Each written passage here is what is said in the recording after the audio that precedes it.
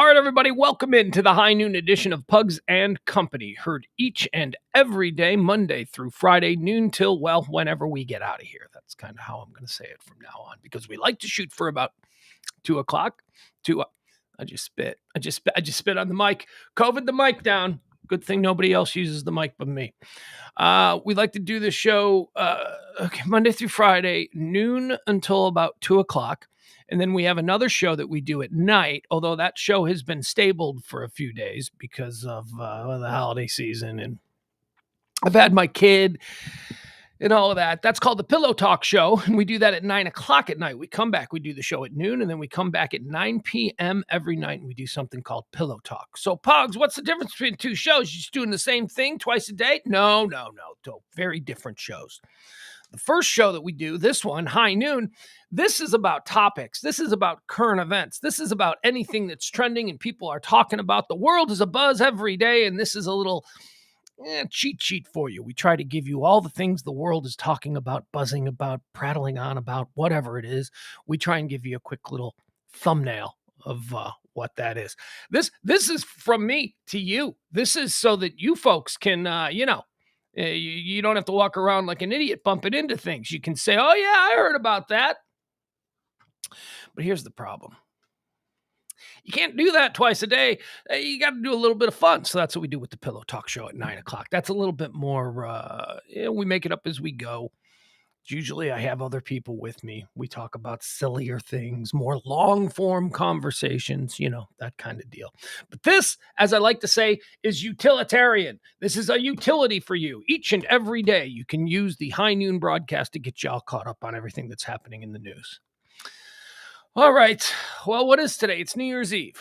All right. So let's do it. It's the 365th day of the year. This is, of course, the 31st of December, year of our Lord, 2021. Let's see here. This day is known by many names, it says here. St. Sylvester's Day. I've never heard of St. Sylvester's Day. I don't know what this BS is.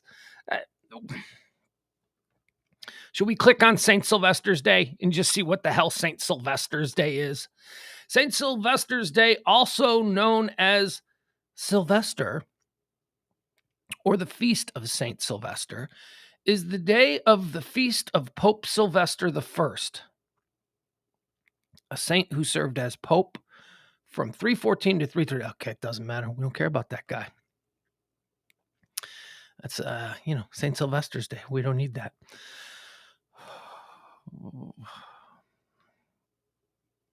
Hold on a second here. Today's also New Year's Eve or Old Year's Day night. Following day is New Year's Day. It is the last day of the year. The following day is January 1st. Oh, God, here comes the hiccups. This is why I've been weird in the last couple of seconds. They've been coming. Is this a thing now for me? I haven't had... This is like the third day in a row where I've opened up with hiccups. It's got to be a mental thing, right? All right, hold on. I'm going to do that thing that I do. You know what? This is the moment of prayer. Let's just call that. Every day we'll start the show off with a little moment of prayer. We'll be quiet. Really, I'm just trying to beat my hiccups. But you folks do what you need to do. Put out the good energy, whatever. Hold on. Give me a second. Let me beat these hiccups.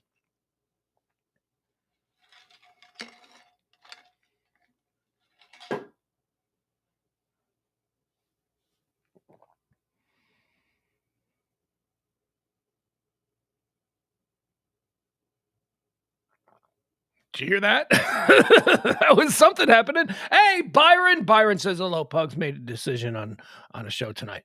No, Byron, I have not made a decision on a show tonight. I might do a little something for an hour, but I don't know what to do. Like, don't people have plans? The fact that I have no plans, the fact that I have had no plans on New Year's Eve. This is a big New Year's Eve for me. This is a big one for me. I have done nothing on New Year's Eve in 12 years. That's right. That's a decade plus 2 years. A decade plus 2 years. I have not done anything on New Year's Eve. And that's because for the last 12 years, I have spent every New Year's Eve with my kid, who is now 12 years old. Starting from the time that he was, just born, his first New Year's Eve, it was, back then it was just me, him, and his mama. And then I think the second New Year's Eve, again, it was just me, him, and his mama. And then after that, not all marriages work. Mine certainly don't. So, after that, it was pretty much I had him on New Year's Eve because that was just part of the deal that I agreed to. She could have him for Christmas, all that kind of stuff.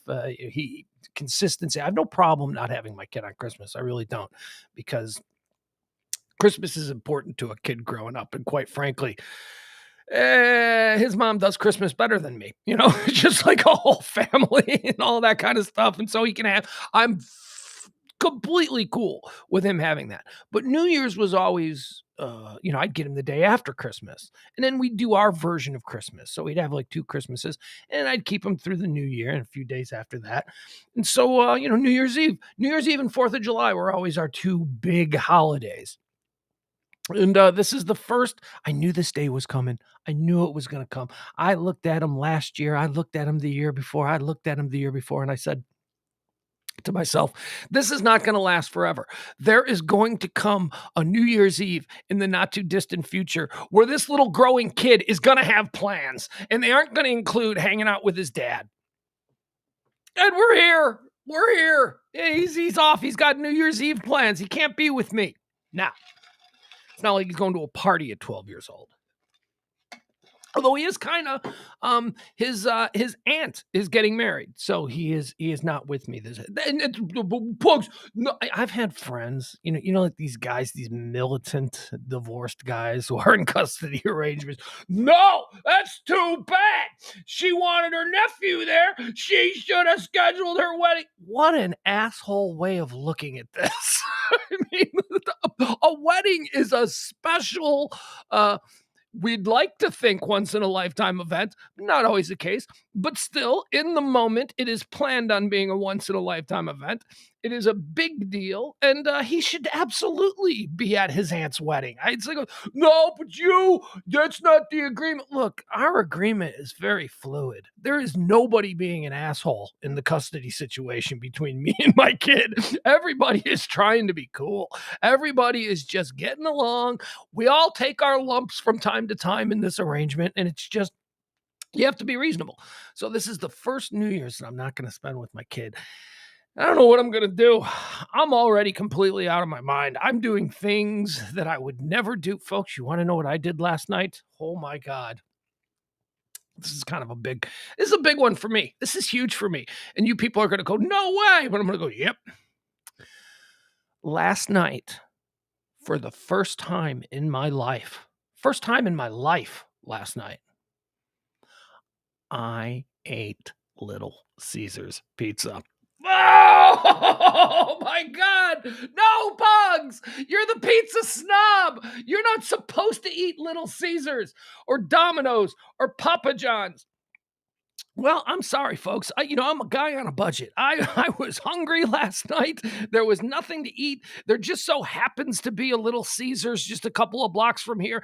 And I was watching the TV and I saw an ad for a really cheap pizza. And guess what? It looked good. And I said to myself, yes, you are the pizza snob, but pizza snobs on budgets can't afford to be as snobby as maybe they would like to. I mean, I'd love to have gone out and spent $40 on Louis Pizza, but that wasn't in the cards. I wanted to spend $10 on pizza. So what did I do? I got Little Caesars. I got a Little Caesars.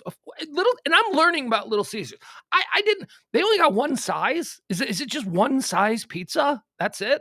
Because I'm like trying to order. I'm like, oh, I guess I want a big one. I'm gonna eat this, right? So just one size pizza. I took it home. I brought it back to the place. It was delicious. Oh, Bugs, what are you saying? Little Caesars pizza is delicious. I am. It was very good. It was very good. It was super thin. I really like super thin, paper thin crust pizza. The Little Caesars that I got, the thin crust Little Caesars was super thin. Oh my God. I didn't get the sausage. Because I know that would ruin it. Like any version of sausage that isn't real, Italian pizza sausage is just such a letdown.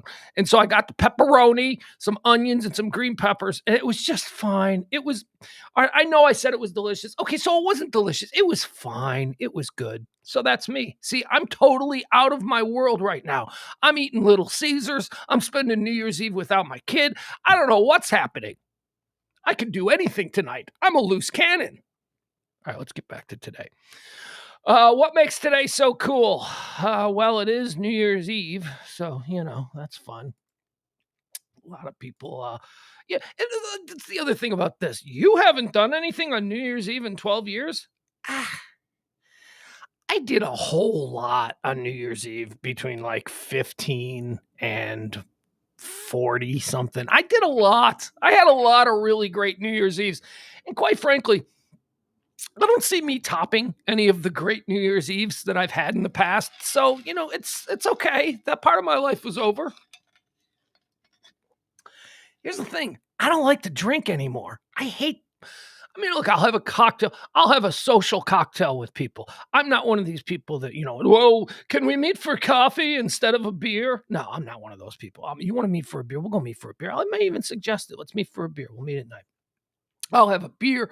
I might have a glass of scotch, but man, the thought of being drunk anymore, like at my age, I just think I don't want to be drunk. This is not a thing that I'm into anymore. Okay, hold on. Wait, let's stop. Oh, Sally Beller, the cool mom, Sally Beller, Vito and Nix. I wish we had a Vito and Nix here. Oh my God. Byron is telling me in the chat room that Leslie is in Facebook jail, hence her absence. Well, why can't someone tell Leslie about YouTube? She doesn't have to be absent. She can just go to YouTube and watch. It's because you're in Facebook. And what'd she do? I wonder what she did in Facebook jail. Byron says, just get drunk and live stream yourself watching one of the network parties and clowning on Cardi B. Well, that's pretty much all I got too, Byron. I don't really know what. So what do? Do I come on at 11? Maybe. Look, play it by ear. You'll get a notification. I only imagine it'd be like 5 of us, right? I mean, if even that. I don't know that anybody would be around. But maybe. All right, you know what? Maybe. That's actually not a bad idea. I'll watch one of the New Year's Rockin' Eves or something like that. And although 11 o'clock would be New Year's our time, should we do local? Like, should we do local New Year's Eve or national New Year's Eve? Which national New Year's Eve is East Coast time? I don't. We just, I guess, New York, we just all focus on that. So I have to figure that out. Maybe I come on at like 10 o'clock tonight and I watch the local stuff. That'll. But most of the people that tune into this that are my friends here are local Dallas or local Chicago. There's a couple East Coast and West Coast people that pop in, but for the most part, it's Central Time Zone. So maybe we'd have to celebrate New Year's Eve on Central Time Zone. I don't know what we're going to do here. Just get drunk. I don't want to get drunk. Boy, that's something worse. Is there anything worse than being drunk by yourself on New Year's Eve with depression? I just don't know that's a good combination. I don't know that I'll have a restful night's sleep after something like that. But, everything's in the cards. Who knows? Who knows what we're going to do? April says, I'm staying home with an edible and playing board games. Oh, see, now that. Oh, I wish weed was legal in the state. I swear to God. I just wish I could go to a store and like buy some weed and just come home and get high and watch TV and stay in bed and ring in the new year like a gentleman, not like some carousing idiot. Yeah, that's the distinction I make. I do not like to be drunk, but I do like to be high, and I haven't been high. Oh my God. In a while, it's been a while. We are abstaining in this house, which for anybody who knows the 1%er compound is like, what, really? Wait, you're telling me that you live in the same complex as your boy E, and you guys have been abstaining from weed? Yeah, Yeah, man. I couldn't believe it. I moved down here. I thought he was kidding me. And then he's like totally like clean. Well, clean. I hate to use that word when because it's not like heroin or anything like that. But yeah, he didn't. So I was like, well, if I'm living in his property, I should probably not be that guy. He's trying to accomplish something. He's been a couple of years. It's got maybe a hiccup here or there, But as far as like the daily or a couple of times a week kind of thing of sitting around and getting high. That's not something that's been happening around here since I moved here. And I miss it. It would be a really good, I wouldn't even know where to get it here in Dallas. That's the problem. It's like, well, that's not the problem. Look, the problem is it's illegal. That's the problem, that weed is still illegal here in Texas. Whereas, where the place that I just come from, it was sold in stores, which was, nice, very convenient. But yeah, no, I haven't had hookups in Dallas in forever. So I wouldn't even know. If I wanted, I couldn't even. That's just how it is. It's just how it is for me now. I mean, there are people that I could call, but do you call someone after like half a decade and say, hey, long time no see, man. So what's going on? And then I got to make small talk with them. And then it gets weird because the small talk is obviously not the reason for the call, but I keep putting it off because I think I need to build up some kind of relationship with this person who I haven't spoken to in 5 years. And then, you wrap up the phone call and you're like, yeah, okay, man. All right. Yeah, I just wanted to check in. Hope you're well. Oh, yeah. One more thing. And then I gotta go, you still selling weed? I don't want to do that. I don't want to be involved in that. So, but it sounds like you have a very nice evening planned for yourself, April, and I'm very jealous.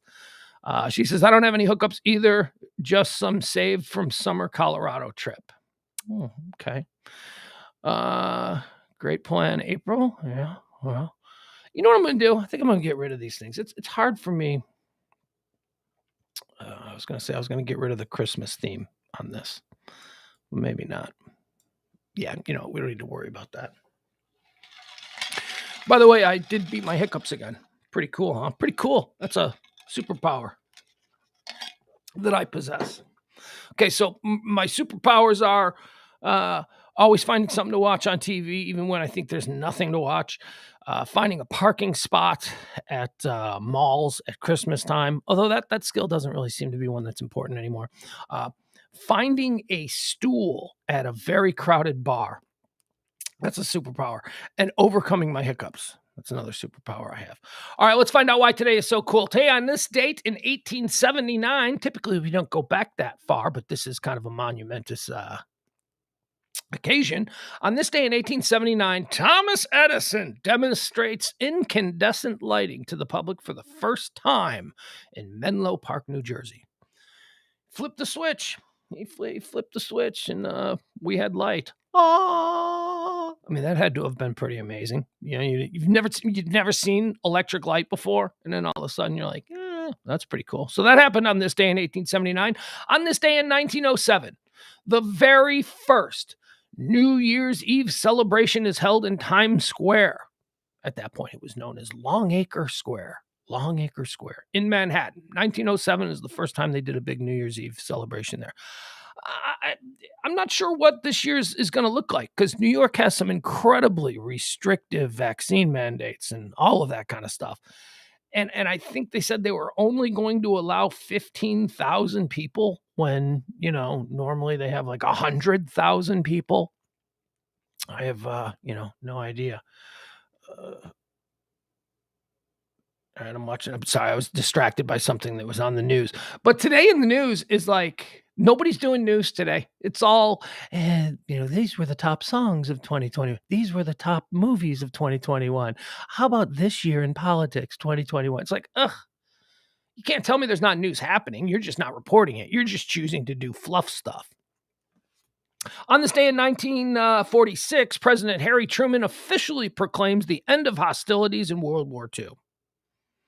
That's good. On this day in 1983, the AT&T Bell system is broken up by the United States government. Do you guys remember that? I remember when that happened. I remember listening to adults at the time and not really understanding what a monopoly is or what, I took the phone for granted. The phone rang, I picked it up. I needed to call somebody, I picked it up, I called them. The phone was just a thing. It was on the wall, but there was just one phone company and they controlled all the phones in America. And that was Bell. And then it became like AT&T, and then suddenly we had all these other phone companies popping up, and it happened on this day in 1983.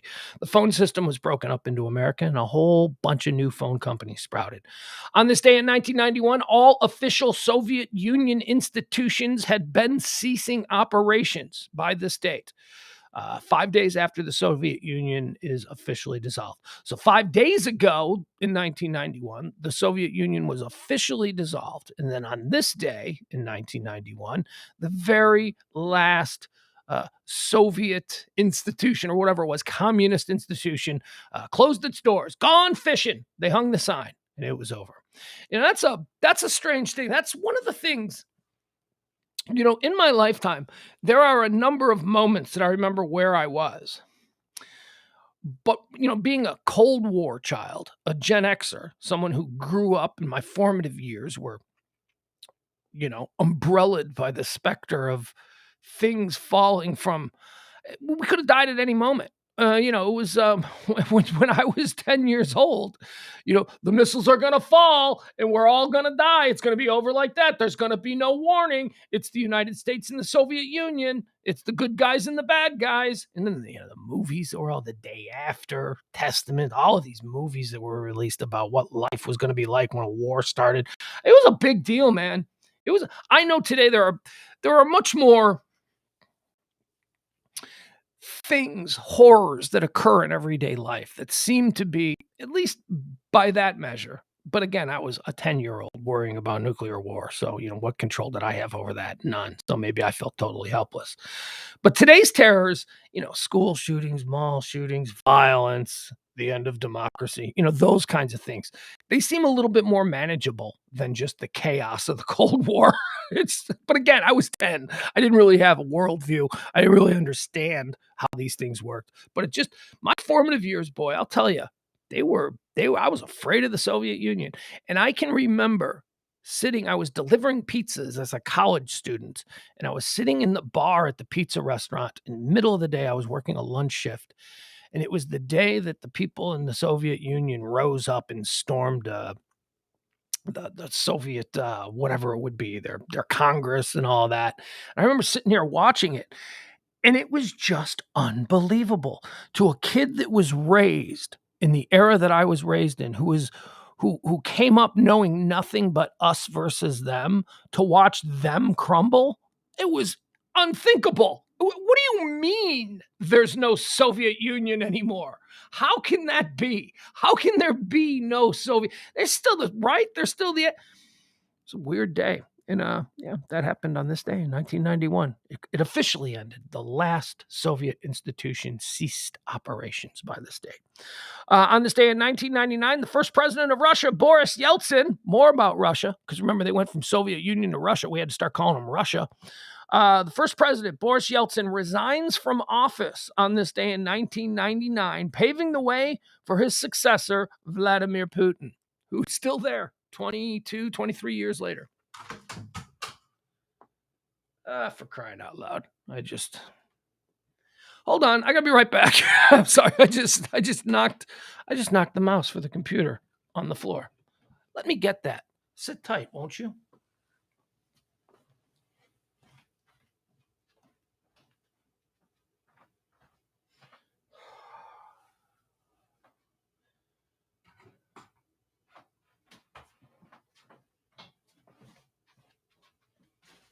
All right, we're back. Let me put these in. All right. So, what else happened on this day? In 2019, the World Health Organization informed. Okay. So, in 2019, on this day, the World Health Organization is informed of cases of pneumonia with an unknown cause that have been detected in Wuhan. Wonder how that turned out. Wonder what that turned into. That was probably nothing. That was probably nothing on this day in 2019. Of course, this later turned out to be COVID-19, the cause of the COVID-19 pandemic. We also like to do airplane crashes because I believe that every day in history there was another plane that had crashed, at least between the years of 1945 and 2000. And well, we got one today in 1968 in Australia. A Miller Airlines flight, 1750, crashes near Port Hedland, Western Australia, killing all 26 people on board. So there you go. There's your plane crash. Yesterday, there was like really no plane crashes, and today, just the one. So when we make our book, see, this is all we're gonna make a book of like every day and all the plane crashes that happened for travelers so that they can look and see what happened on their day to determine whether or not this is a good day to fly. Maybe that's what it's going to be called. A good day to fly. I don't know. We'll work it out. But these are going to be the safe days. It looks to me like, you would think there's a lot of air travel. Now I'm wondering about like the day after, like January 2nd, January 3rd. Those would be the traditional days that people would fly after going out for a New Year's holiday. So maybe those will be, maybe we'll have, maybe, God forbid we have more tragedy, but maybe in the coming days we'll see an uptick in the amount of plane crashes because, like I said, every day between 1945 and 2000, I'm telling you, any day of that year, you'll be able to find a plane crash. They just crashed all the time. Birthdays today, born on this day in 1959, he would be 62 years old today, Val Kilmer.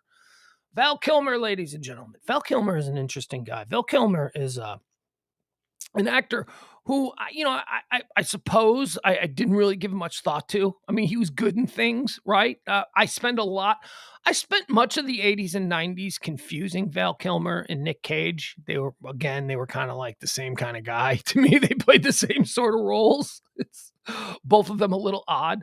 But I recently saw that documentary on Prime. I don't know if you've seen it, Val. It's just called Val. It's a documentary about Val Kilmer and his life. And apparently Val Kilmer, his entire life, since he's like 10 years old, he's had a camera and he's filmed everything.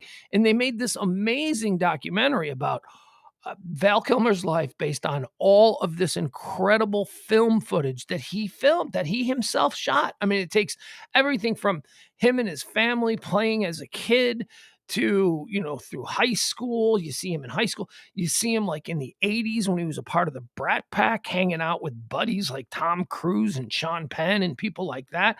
I mean, it's really a terrific, terrific documentary. And it's made all the more powerful by the fact that Val Kilmer has some real serious health issues. And the film footage is all Val Kilmer's personally shot footage throughout his life. And he had wanted, in a perfect world, he would have narrated it. But Val Kilmer can't speak. Val Kilmer has this, throat thing where, he talks like that. So he had his son narrate the entire film from Val Kilmer's perspective. So the narrator is supposed to be narrating from the perspective of Val Kilmer, but it's not Val Kilmer because Val Kilmer can't talk. It's his son. It is powerful. It is really good. And not only is it really good, we're talking about Val, the Amazon Prime documentary. Not only is it really good and really moving from any number of perspectives, but it's fascinating, and it truly opened my eyes to who Val Kilmer is. I watched that documentary and I finished watching it and I go, holy shit. If I had a list of the 50 greatest actors of my lifetime, Val Kilmer may have just jumped up 35 spots. I mean, I don't know where he would have been in that initial ranking, but after seeing that documentary, Val, I was like, wow. This guy really has played a number of incredible roles. Jim Morrison, Tombstone, Batman. And there's more than that. I mean, and then he did comedy, like The Top Secret. He was well, not Weird Science, but then another like I don't know, whatever. He did a bunch of comedies in the 80s. Then he did drama. Then he did action adventure. Yeah, Val Kilmer, 59, born on this day in 1959, 62 years old today. Happy birthday, Val Kilmer. I'm sorry I didn't give you your credit until seeing the documentary that changed my perspective on you. Also born on this day in 1959, also 62 years old today, the great Paul Westerberg. Paul Westerberg. And if you don't know Paul Westerberg, shame on you. Or you're a kid. And if you're a kid, that's fine. If you're younger and you don't know who Paul Westerberg is, then I envy you because you've got an entire catalog of amazing music by this guy that is going to be new to you. Paul Westerberg, of course, most famous for being the lead singer of The Replacements, the Minneapolis band. But then he had a solo career. I love Paul Westerberg. God, he was great. Single soundtrack. Remember the single soundtrack? I believe he was the guy that put that together. And he had a couple hits on the singles. Dyslexic Heart, I think, is maybe his big hit from the movie Singles, the Singles soundtrack. That was sounds just like a Replacement song, but it's not. It's Paul Westerberg. Also born on this day in 1977, Donald J. Trump Jr. Happy birthday, Junior. Happy birthday. All right, so there you go. What is today? What is today? Let's find out what today is being recognized as. There's really not a whole lot of news today, folks. I mean, we'll get into some things and we'll talk about some stuff, but man, this is like a slow news time of day. Word of the day. Well, this is new. Word of the day. Deja vu. A feeling one gets. I don't know. That's stupid. It looks like a joke. Deja vu. The feeling one gets when they eat fruitcake. Stupid. Today is the Universal Hour of Peace. Well, there's 24 hours, so I don't know what the Universal Hour of Peace is. So let's find out about that. From 11:30 p.m. on December 31st to 12:30 a.m. on January 1st each year, Universal Hour of Peace hopes to take a step toward a war-free world. The day encourages the promotion of peaceful activities during the hours. All right. So what do they want? I mean, they want all wars to stop for an hour? Okay, that's fine. It's No Interruptions Day. Again, I don't know what No Interruptions Day is. Let's find out, shall we? No Interruptions Day on the last workday of the year sets aside the day to get organized for the new year by cleaning up your workspace. Yeah, okay. Wait, I'm sure that's being done. I'm sure that there are people in the office doing actual things. This is a day at the office where if you have to work, it's a lot of people standing around drinking coffee and going, so what are your plans for tonight? Yeah, it's that whole thing. Although New Year's Eve on a Friday is pretty good. I kind of like this. When I was a teen or when I was younger, I wouldn't have liked it because it would have felt like I'm losing a Friday, right? Like a New Year's Eve on a Thursday going into a Friday, into a Saturday. That's probably the way I would have liked it when I was younger. But now as a grown-up, yeah, I like to get rid of get it on a Friday. That's good. New Year's Eve on a Friday. That's good. It is also New Year's Eve. It is also National Champagne Day. We talked about this yesterday. There is a champagne shortage. No, there's not. There's not a champagne shortage. You lost the big bubble, the champagne industry. Big bubble lost a crap ton of money over the last couple of years because people canceled weddings. They canceled celebrations. All of the things that you would normally do where you might buy a crate of champagne for a room full of people. All of those events did not go down for the last 2 years. So the champagne, because of the pandemic, so the champagne industry was like, oh, we lost billions over the last 2 years. And now here we are in this, the year of our Lord 2021, New Year's Eve, and they're saying, well, there's a champagne shortage. Wait a second. So you made enough champagne for all of the expected parties in 2019, 2020, 2021. So you had the champagne for that. There was no shortage. And then nobody bought that champagne, right? But now people are having parties again. And you're saying, what happened to the champagne you didn't sell? You threw it out? That's not how champagne works. You don't throw out champagne because it's a year old. You just don't. It gets better with age and it's more expensive. What they're trying to do is they're trying to create a demand on the market so that you can buy a bottle of Andre, which would normally be like $15, and they're now going to charge you $40 for it because they lost money during the pandemic, so they're trying to make it up. Don't give me Big Bubble. Screw you. Don't give me this bullshit about there being a champagne shortage. There isn't. You're simply trying to gouge the market so that you can make up some shortfalls from the last 2 years. There is no champagne shortage. He's got like 15 bottles of champagne over there in the big house somewhere in the wine cooler. It's Make Up Your Mind Day. See, a lot of these days, they have like multiple days. It's Make Up Your Mind Day. I don't even want to click on that. I have no interest in what that could be. Every day should be Make Up Your Mind Day. And it's also Leap Second Time Adjustment Day. I don't know what that is. That I'm kind of interested in. Leap Second Time Adjustment Day. Leap Second Time Adjustment Day is listed as an observance title only. Some years, scientists do not make adjustments, but if they do, then it's done on either June 30th or December 31st. The majority of the world measures time, so I've already lost interest in this. I don't care. That seems like something that people who do that kind of thing would be interested in. Not me. Not me. All right, let's get into our moment of joy. And you know what? Today, I know it's the last day of the year. Pugs, why do you seem in a bad mood? I'm not in a bad mood. I'm just in a weird mood. This isn't a bad mood. But this is the moment of joy. I don't know what to make of this. This is something that I'm going to need explained to me by somebody who knows. And honestly, I don't know anybody who would know. So, I'm obsessed with this Korean pop band movement that has been going on, right? So, like every single day, there's a different member of some Korean boy band who is celebrating a birthday, and it trends number one, and it gloms up the works. And I don't get it. I don't understand. I asked my son, I said, dude, are girls like, he's in middle school. I'm like, are middle school girls like really into these Korean pop bands? He's like, oh yeah. And I'm like, so like they're attracted to like all of these Korean boys in these pop bands? He's like, oh yeah. I'm like, huh. I mean, it's not to say that you shouldn't be attracted, but it's just so odd because in my day, they had I'm trying to see Thomas Howell posters, or Tom Cruise, a young chiseled face Tom Cruise. It was never these super Pugs. Don't say it. I'm gonna say it. Don't say it. Effeminate. These boys are real, and that's fine. That is fine. You don't have to be walking around overly masculine. As a matter of fact, some of you who are walking around overly masculine, tone it down a bit. You're trying too hard. But also, if you're effeminate naturally, that's perfectly okay too. It's okay. I'm just saying, I don't know what women want anymore. I have no idea. This generation of girl. All right, here's what I'm going to show you. So it was one of these Korean boy band guys' birthdays yesterday, right? And every day. It's one of these guys' birthdays every day, so that's not a big deal.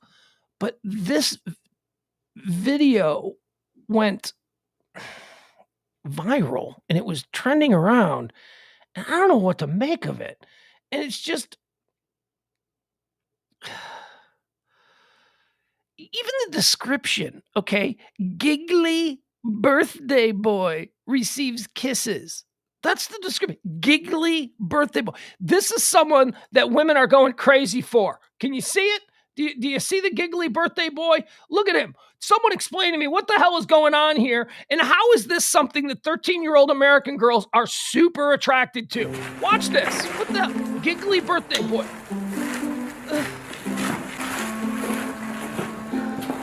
What is going on here? Why are they all kissing him? Oh my God. Oh, giggly boy.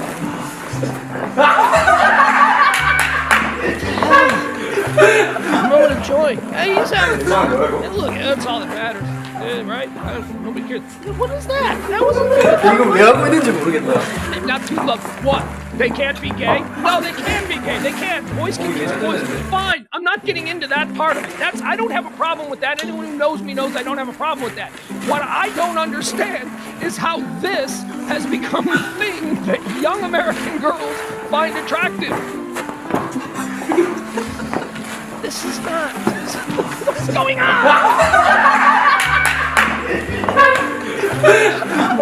Stare at this. Shaking my head. 이거 왜 하고 있는지 모르겠다. I don't get it. I've had enough. Okay, so that's enough of that. There you go. That's your moment of joy. Be joyful. Byron Granger says it looks like every Asian lady from any movie ever. I think that might be part of the problem for me. They do. They look so feminine and so non-masculine that and I'm attracted to Asian girls. And I'm like, what am I looking at here? What is this? This is not a young man. I don't get it. So there's your moment of joy. I don't. How did this happen? Did it start with anime? Did it start with? I don't. What's going on in our neighborhood? You hear all those sirens? Hold on. Gotta check, make sure the big house ain't on fire. No, we're good. We seem to be all right.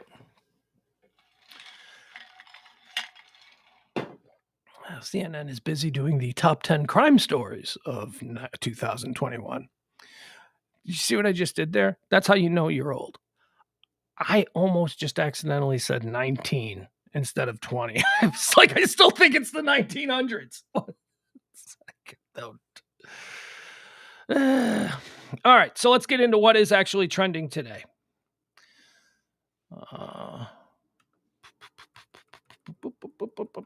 Okay, trending number one across all platforms. This is just an indication of what is happening today. Happy New Year. There you go. Happy New Year, everybody. That's trending. I click on it. I'm like, ooh, is this trending? It's trending. Australia already had their New Year's. It's already 2021 in Australia, which I thought maybe when I woke up this morning, I was like, oh, maybe we could watch. Maybe we'll time it so that I can watch some New Year's celebration go down somewhere on the show. And it turns out like it was New Year's in Australia, like at 9:00. I missed it. I was for some reason I thought Australia was just like, I don't know, 4 hours ahead of us. I didn't realize that it was like a full 16, maybe. I don't know, but it's pretty far ahead of us. All right. So also trending today. This was a big one. I almost came on yesterday and did I keep saying, big breaking news happens. If there's something developing live, I'm going to jump on and I'm going to do something and I'm going to talk about it and we're going to cover it live. Haven't really had one that there have been a number of situations where I've been in the other room like, oh, should I do something here? The chase for remember the Oxford, Michigan school shooter parents when I almost did it for that. And I almost did it last night. I almost did it yesterday when I was watching Colorado burn. Colorado caught fire yesterday. And it was truly, truly frightening seeing what was going on in Colorado. And it started just as we were signing on yesterday. As we were getting ready to do the noon show yesterday. It was about 10 minutes before that the first calls in Colorado outside Boulder of a fire, of a brush fire. Now, the problem that was happening in Colorado yesterday is that they hadn't had snow yet. And usually there's snow on the ground in Colorado at this time of year. So there is moisture but no snow had fallen and they haven't had any rain, and all of the leaves and all of that stuff that turn with the seasons and all of them, I don't know what they call it, but the wild grass and all that stuff was drying out. And there were high winds. And when I say high winds, wind gusts coming through the mountains at 110 miles an hour.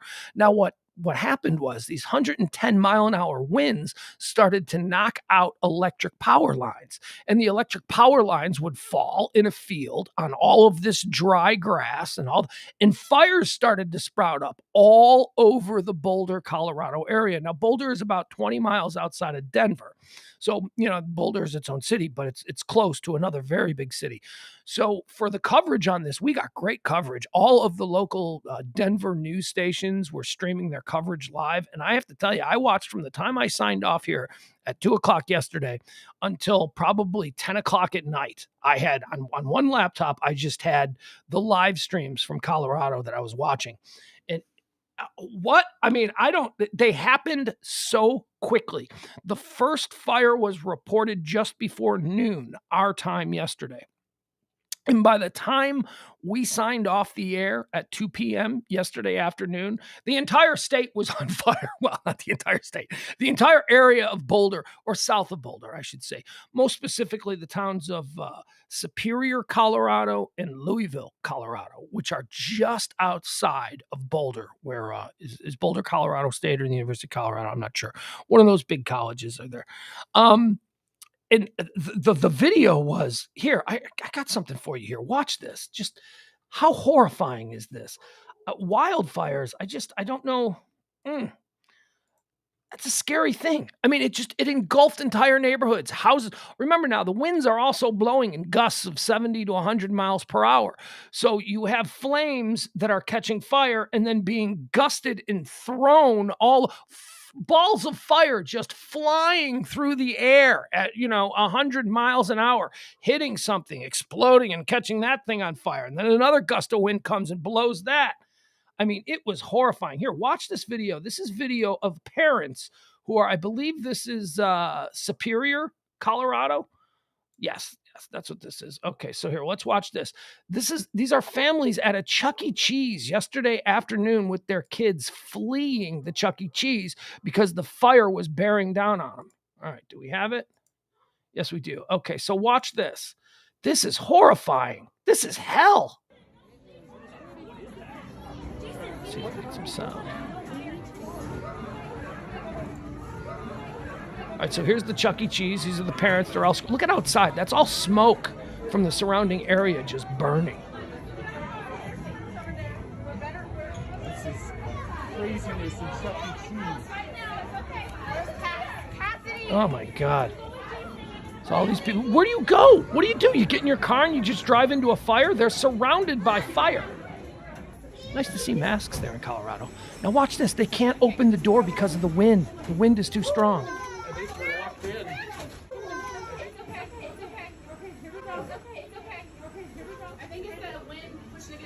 Is it? Look at that wind.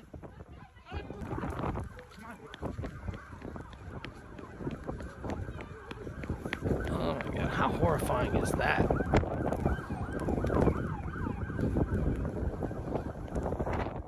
Imagine your town is on fire and you can't control where the fire is because it's just, and there's a scene from the road. I mean, it was terrible.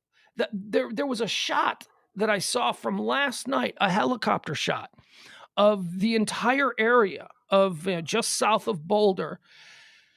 And it looked like a video game. It looked like a video game where you had carpet bombed an area because you were looking at this aerial view of this the towns of Superior and Louisville, or Louisville, I guess. I'm not sure how they were pronouncing it. Superior and Louisville, they're just outside Boulder, Colorado, from the air. And there were fires burning everywhere. And there was no rhyme or reason to where the fires were spreading because the wind was so chaotic. The wind would blow from the north at 80 miles an hour. Then it would blow from the east at 70 miles per hour. Then it would blow. I mean, it was blowing in circles. The scanner traffic was, I was listening to the scanner as well because I'm a nerd like that. And I was listening to all of these police officers and these firemen. I'm telling you, man, there is nothing. If you sometimes feel that your faith in your public guardians is waning, listen to a scanner during some sort of a tragic situation.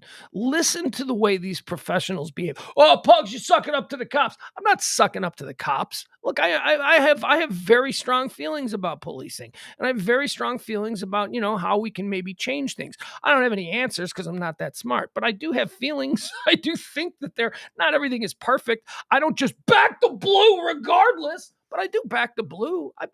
Nobody wants, well, what? I thought you were a progressive. No, you thought wrong. I'm somewhere in the middle. I have progressive leanings when it comes to social issues, but don't try and pin me with some stupid ass defund the police movement. There ain't nobody involved in that. I got respect for police. I grew up with police. I come from a cop family. My mom worked for the state police for 20 years up there in Illinois. This is not a I hate cops kind of a thing. But man, if you ever want your faith restored in what these people do for you, just listen to a scanner during a tragedy. Just listen. Last night's scanner was heart-wrenching. I mean, it was just constantly, one after another, guys screaming into their radios that they need more water, that the hydrants in Superior, Colorado went dry. They used all the water. And I remember hearing the guy go, "We're out of water. The hydrants are dry in Superior." And I was like, oh my God, what the hell do you do that? I mean, they were fighting. There is no way that fire departments, there were probably 50, 100 fire departments working in different areas coming from all over the state of Colorado, trying to keep these wind-blown blazes in check. They were coming from, there was just no way for something like what happened that you can do anything to stop it. We just don't have that many fire trucks. We don't have that many firemen. I mean, this was unseen. This is the biggest fire in Colorado history. I don't know how it, compares to some of the other big ones. We see these big fires all the time, but it was, by 2:00, by the time I signed off, and this is 2 hours after the first reports of flames were called in, by 2:00, it had already been the largest wildfire blaze in Colorado history. And that was at 2:00. It would rage on for another 12 hours. And now, today, God bless them, they're getting snow. They're getting snow. And they're like, yeah, there's still fires that are burning, but the winds are still there. But now they're bringing rain and snow. So that's kind of helping. But man, the pictures out of Colorado, they were just horrifying. They were just gut-wrenching because there's nothing you can do. This is just the world we live in. This is just Mother Nature going, oh, you guys think you run the show? No, you don't run the show. I'm Mother Nature. I run the show. What are you going to do with your little fire truck? Really? All right, here. I'm going to start a fire here. You come put that out. But while you're putting that out, I'm going to start 30 over here. Okay, so now what are you going to, God, we got tornadoes tearing apart Kentucky a couple of weeks ago. We got these wildfires, and wildfires are not supposed to happen in December. It's just been unusually dry. So, and the winds were unusually low. It was just a coming together of a perfect storm. It was a perfect storm. And that's what happened in Colorado yesterday. Amazingly, no deaths. We're talking about billions of dollars in damage. That was another thing that I heard on the police scanner last night that I thought was really, oh God, it's like, geez, this is serious. An order went out to see one of the big things that was catching fire were unfinished building construction projects. There's a lot of houses, a lot of neighborhoods that were being thrown up in this area, and the call came out on the scanner at about 6:00 last night to stop putting out fires in under construction areas. If an area is under construction and the fire's raging, just ignore that. Get to the neighborhoods where people are. Get people out of their neighborhoods and try and protect the homes and businesses that are actually operating. But yeah, that was a heavy one, man. When that came through and it was like, okay, just stop. We're running out of water. We can't be wasting water on construction projects. Let's just move to the areas where people are. And it was insane. It was really frightening. So God bless the people up there in Colorado, one of the most absolutely beautiful parts of the country. That area right there between Denver and Boulder, where this all happened. Oh my God, you'd be hard pressed to find a more beautiful part of the United States than right there. And It burnt down yesterday. Also trending today, Colorado fires. COVID is trending today. COVID trends every day, but today there's actually something we can sink our teeth into. So the numbers have been released this year versus last year. So COVID cases in the United States on this day, the final day of the year, on this day in 2020, okay, so a year ago today, there were 228,949 COVID cases in the United States. So let's say 250,000. So on this day last year, there were a 250,000 cases of COVID in the United States. And on this day last year, of those 250,000 cases, we had 3,800 deaths.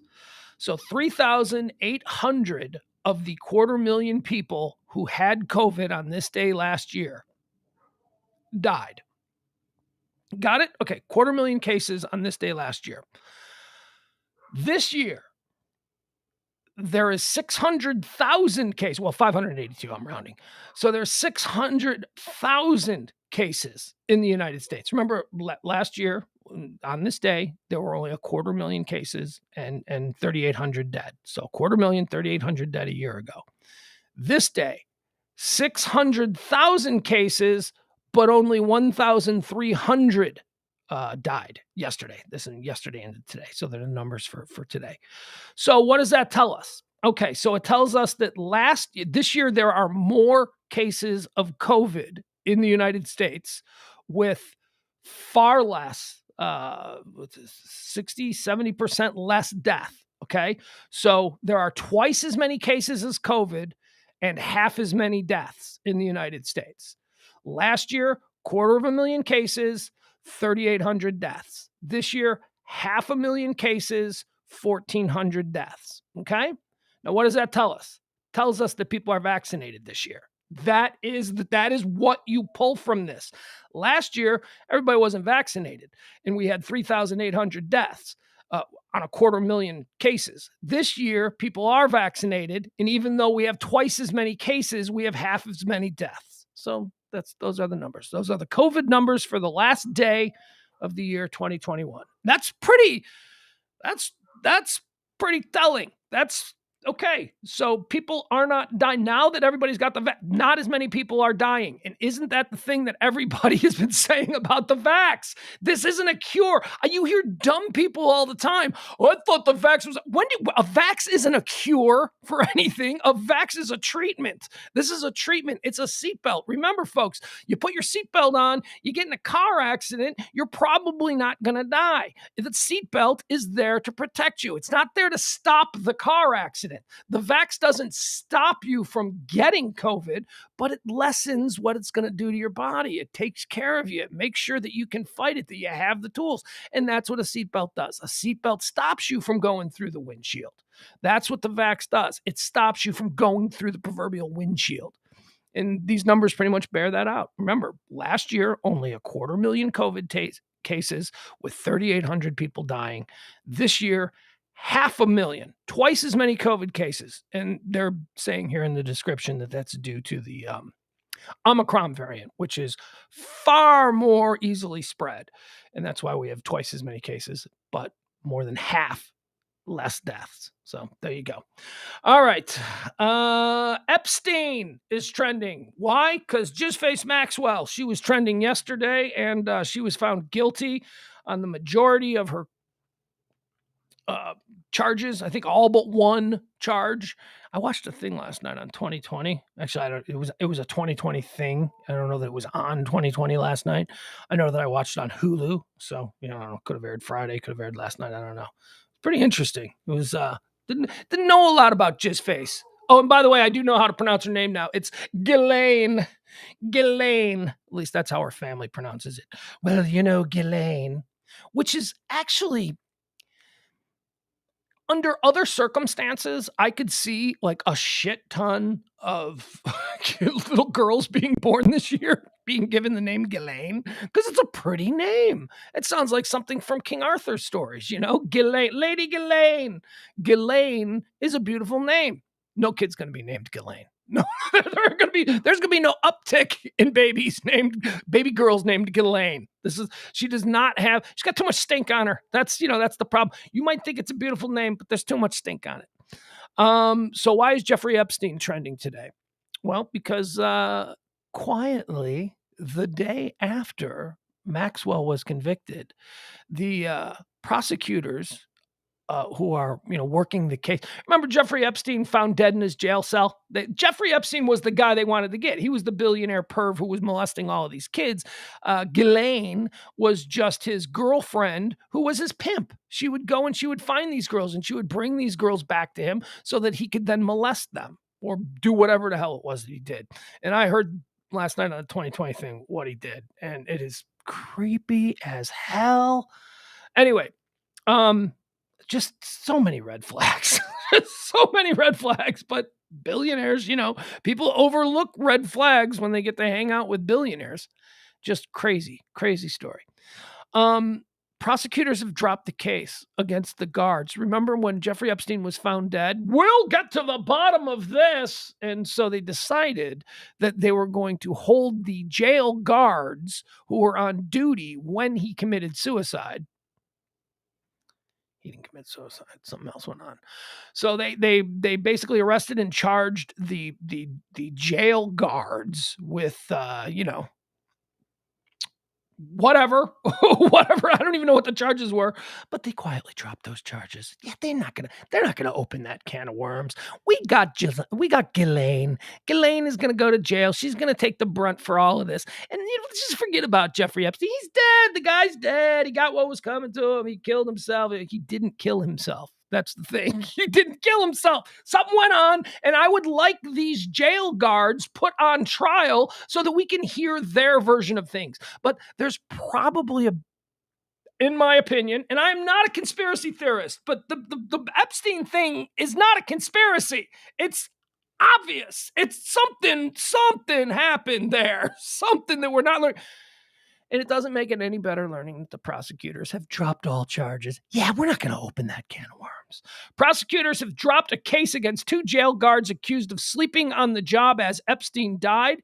They made the decision on December the 13th. So prosecutors decided this on December the 13th, but decided to wait until after Ghislaine, until after they found out how that went. Okay, so we got Ghislaine, good. Let's just forget about it. Nobody has questions. Look, who cares what happened to Jeffrey Epstein? Yeah, a lot of us do. A lot of us do, because there were a lot of people, a lot of powerful people that were tied in with that creep. And we all expected him to talk. Although now we got a situation here where Ghislaine, who is looking at 100 years in prison, basically. Ghislaine is now gonna, we're gonna see how many years she's gonna get. We're gonna see what kind of deal she can strike. And she has access to all the names, the little black book that they keep talking about, with all of the people that Jeffrey Epstein had partied with and all of that kind of stuff. And so now we'll see. So we will see if Ghislaine has anything to say that will maybe take a couple of years off her sentence. And it's, look, it's good that they're not going after the jail guards too, because bullshit is that? Well, you're telling me 2 jail guards who make $50,000 a year decided that they were going to take out Epstein? No, these are people who were obviously they were put up to it. Obviously, if they're even involved, I don't know. In the middle of the Ghislaine Maxwell child sex trafficking trial, federal prosecutors quietly dropped their case against 2 jail guards accused of sleeping on the job and falsifying jail records as Jeffrey Epstein killed himself in his cell. That's a likely story. Federal prosecutors in Manhattan signed a nolle prosequi, a document, and it's Latin, no prosecution document, announcing to the judge that they wished to drop the case. The document didn't appear on the court's public docket until Thursday, one day after Maxwell was convicted on charges that she trafficked girls to Epstein for sex and participated in sexual abuse herself. Prosecutors first filed charges against the guards, Tova Noel and Michael Thomas, in November of 2019. Do you guys know any prison guards? I know one prison guard in real life, a kid I went to high school with who ended up being a prison guard. But then every other piece of information that I've ever gotten about a prison guard comes from TV or movies. And let me tell you, prison guards, they don't seem like good dudes. Prison guards seem like they'd be up for a little conspiracy. If you're going to put a little cash in their bank account or something like that, they might be down. Prison guards seem shady. And the one guy that I know that became a prison guard, super shady. He was a drug dealer. He was like a big drug dealer in high school. He sold weed to everybody. And then he went on to be a prison guard. Probably selling drugs in prison too. Who knows? Epstein was found dead in his cell on the morning of August 10th, 2019, and New York City's head coroner ruled it a suicide. Epstein's brother, Mark Epstein, hired his own coroner, who said the financier's broken neck bones were more consistent with homicide. Oh, really? So you're telling me this is why? Look, there's something going on here, but I don't want to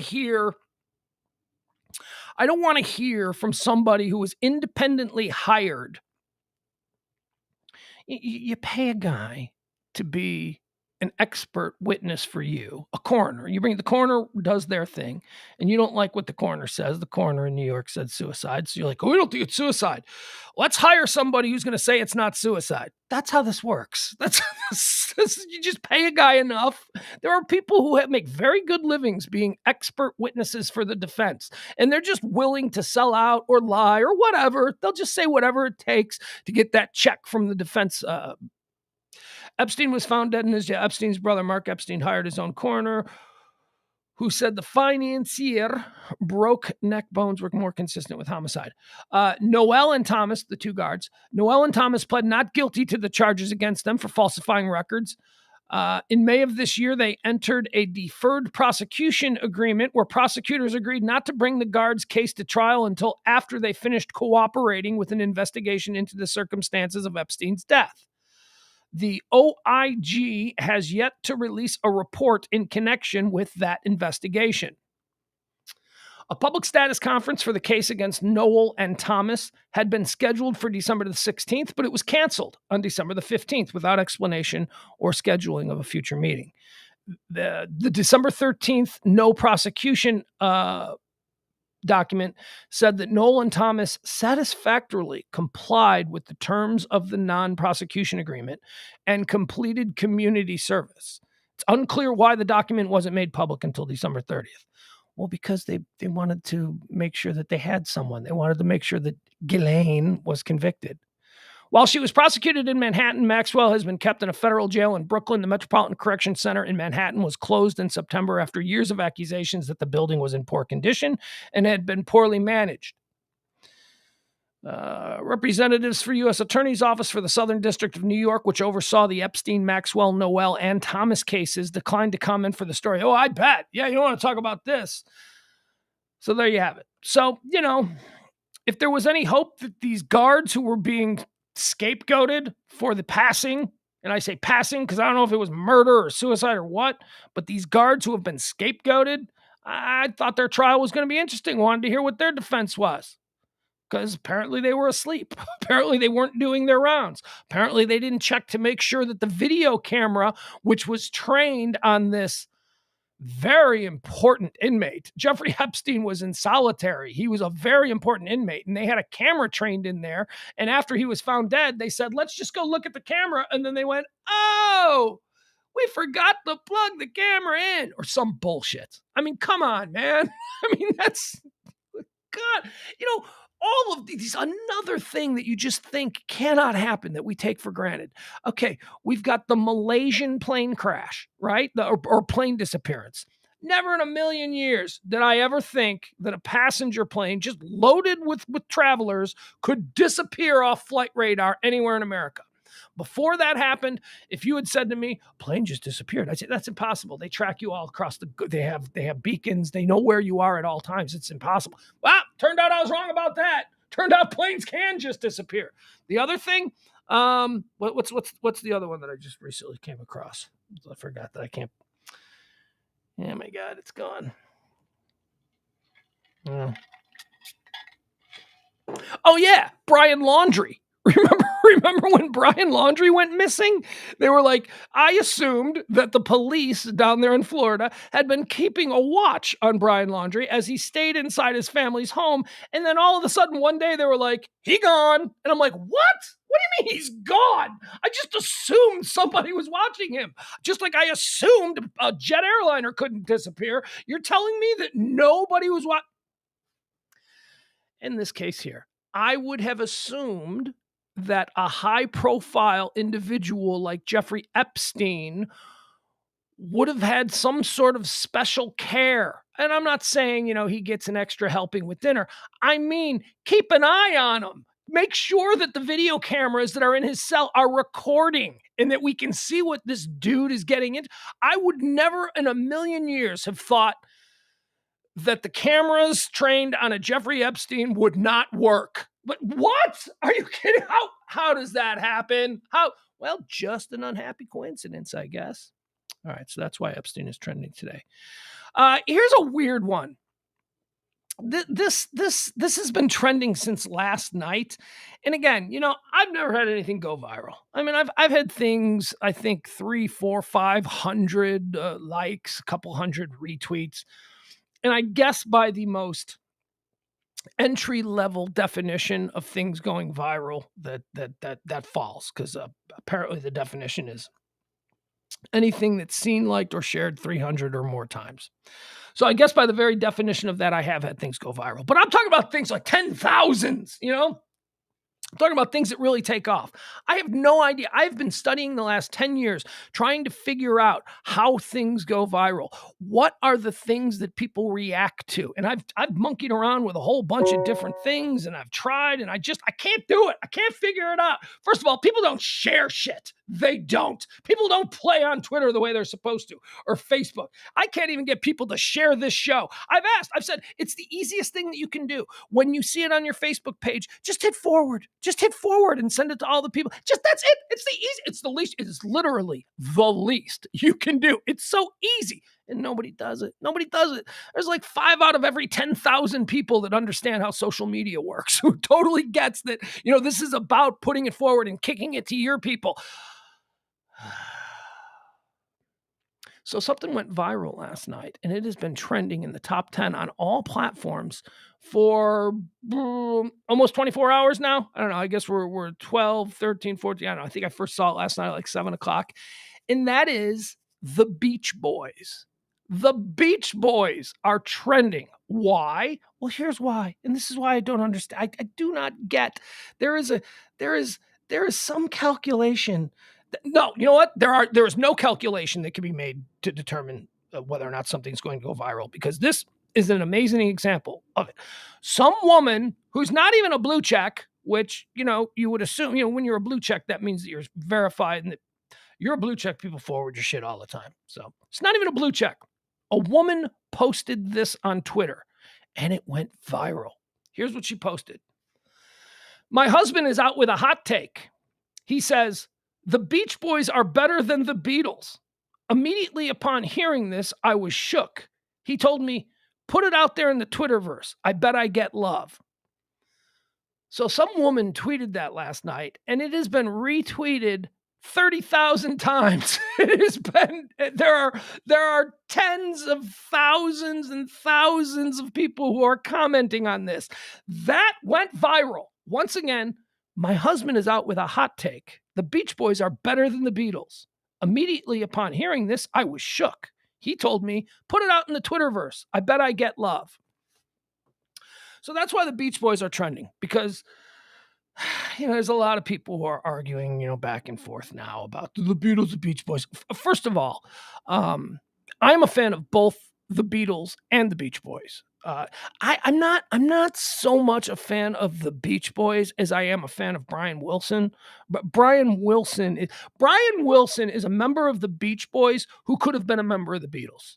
Brian Wilson is every bit the genius, the trendsetter, the innovator. He is every bit that John Lennon and Paul McCartney were. They're like cut from the same cloth. It just so happens that John Lennon and Paul McCartney, also had George Martin, who was a genius. They also had George Harrison, who was a genius. They had Ringo, who was a really good drummer who could do anything they wanted. He just, was the steady. The Beatles had a whole thing.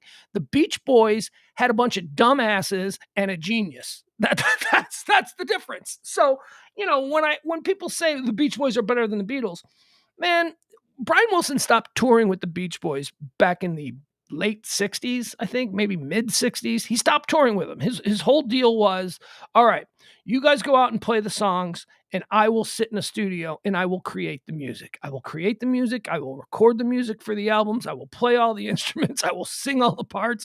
And then you guys can come in and you can put the finishing touches on shit. And then just go out. Then you go out and you play concerts and you go. That's basically what. So the idea, not to take anything away from Brian Wilson, but the Beach Boys are just not in the same league as the Beatles. Brian Wilson is. Brian Wilson is absolutely in the same league as John Lennon and Paul McCartney. But Mike Love, Al Jardine, John Stamos was a temporary member of the Beach Boys. Are you kidding me? It's ridiculous. So that is why the Beach Boys are trending. Again, here is the tweet that went viral. My husband is out with a hot take. The Beach Boys are better than the Beatles.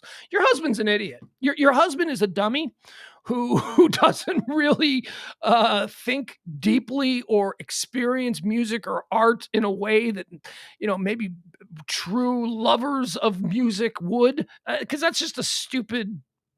And then some of the takes too, some of the people, I Get Around is the great. Oh no, what was one person said, what was it? I don't know, some surfing song. He said, "This is my favorite song. The Beach Boys are awesome." And then 10,000 people comment, "Yeah, that's Jan and Dean, dude. You don't even know Beach Boys songs. You just said that your favorite Beach Boys song was a Jan and Dean song." Anyway, it's a fun thread, and the Beach Boys are trending. Amy says, Beatles rule. Amy says, never liked the Beach Boys, but understand why they are appreciated. Frank Smith shared the show on Facebook. Thank you so much. Texas Rangers 4 says, Happy New Year. Happy New Year.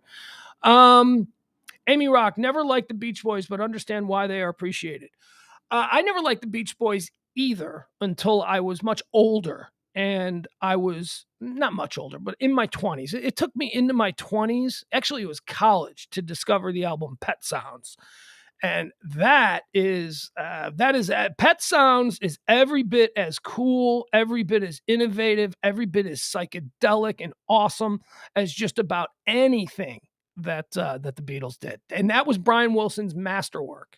I don't know how this was. I think this is how it went. I think it was Brian Wilson heard the Beatles album Revolver, which is so good. Revolver is such a great Beatles album.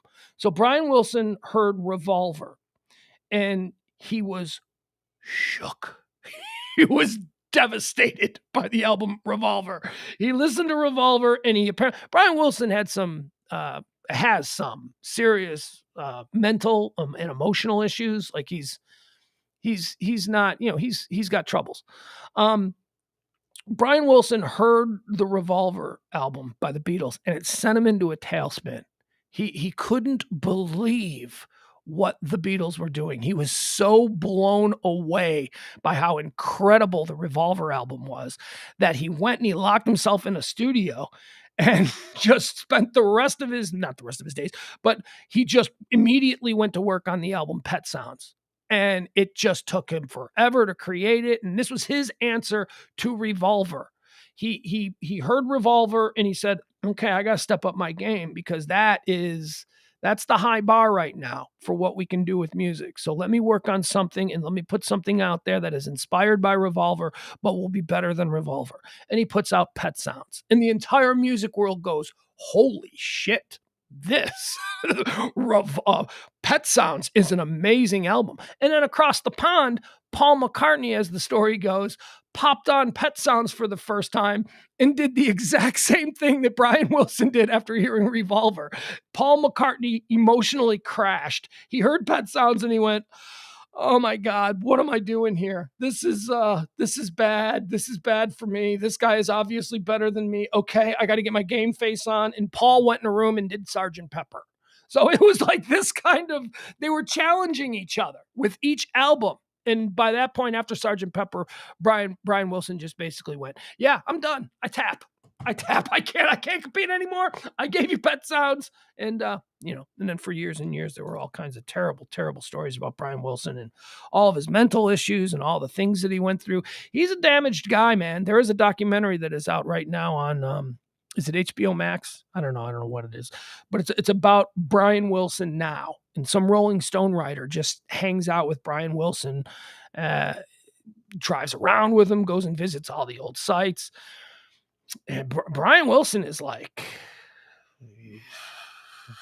he's not out there like crazy. He's just severely damaged. Like when you see him speak or when you see him talk, he's almost like a puppy that has been beaten. So anyway, that's my take on the Beach Boys versus the Beatles. There is no competition. The Beatles are a much better band, but if we're talking about individuals, Brian Wilson of the Beach Boys is every bit as great, as brilliant, as talented as either Lennon or McCartney. So that would be my take on it. Brian Wilson, genius level. Rest of the Beach Boys, a bunch of guys who rode coattails, a bunch of guys who were lucky that they were in the same family, because most of those guys are related. They're like cousins and stuff, except for, I don't know, I think one of them is not a cousin. Mike Love is a cousin. And then you got the brothers, the Wilson brothers. So they were just lucky that they were in close proximity to an actual genius, and then they just rode his coattails. Whereas the Beatles, they were all geniuses. They were all, whether it was Lennon, McCartney, George, who a lot of people argue George is the best Beatle. Who knows? All right, that's why the Beach Boys are trending today. What else do we got? Cobra Kai is trending. Cobra Kai, which is the television series on Netflix, which is a direct continuation of the Karate Kid stories. I watched the first season of Cobra Kai. I was like, okay, yeah, that's kind of interesting. That's fine. Nothing wrong there. Cobra Kai, that's good. I can dig it. Okay, whatever.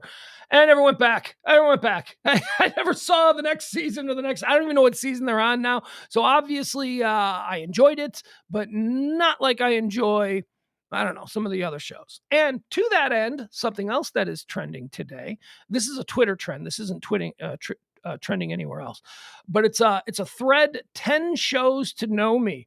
And these are people who are basically defining themselves. If you want to know me, then these are the 10 shows that I feel that if you understand what these shows are about, then you will know me, who I am. So 10 shows to know me is Frank Smith. Elvis is better than the Beach Boys or the Beatles. All right, you're just a troll. That's moronic, Frank. I love you, but that is, Elvis never wrote a song. Elvis couldn't play anything. Elvis just fit the suit, dude. Elvis has a beautiful singing voice.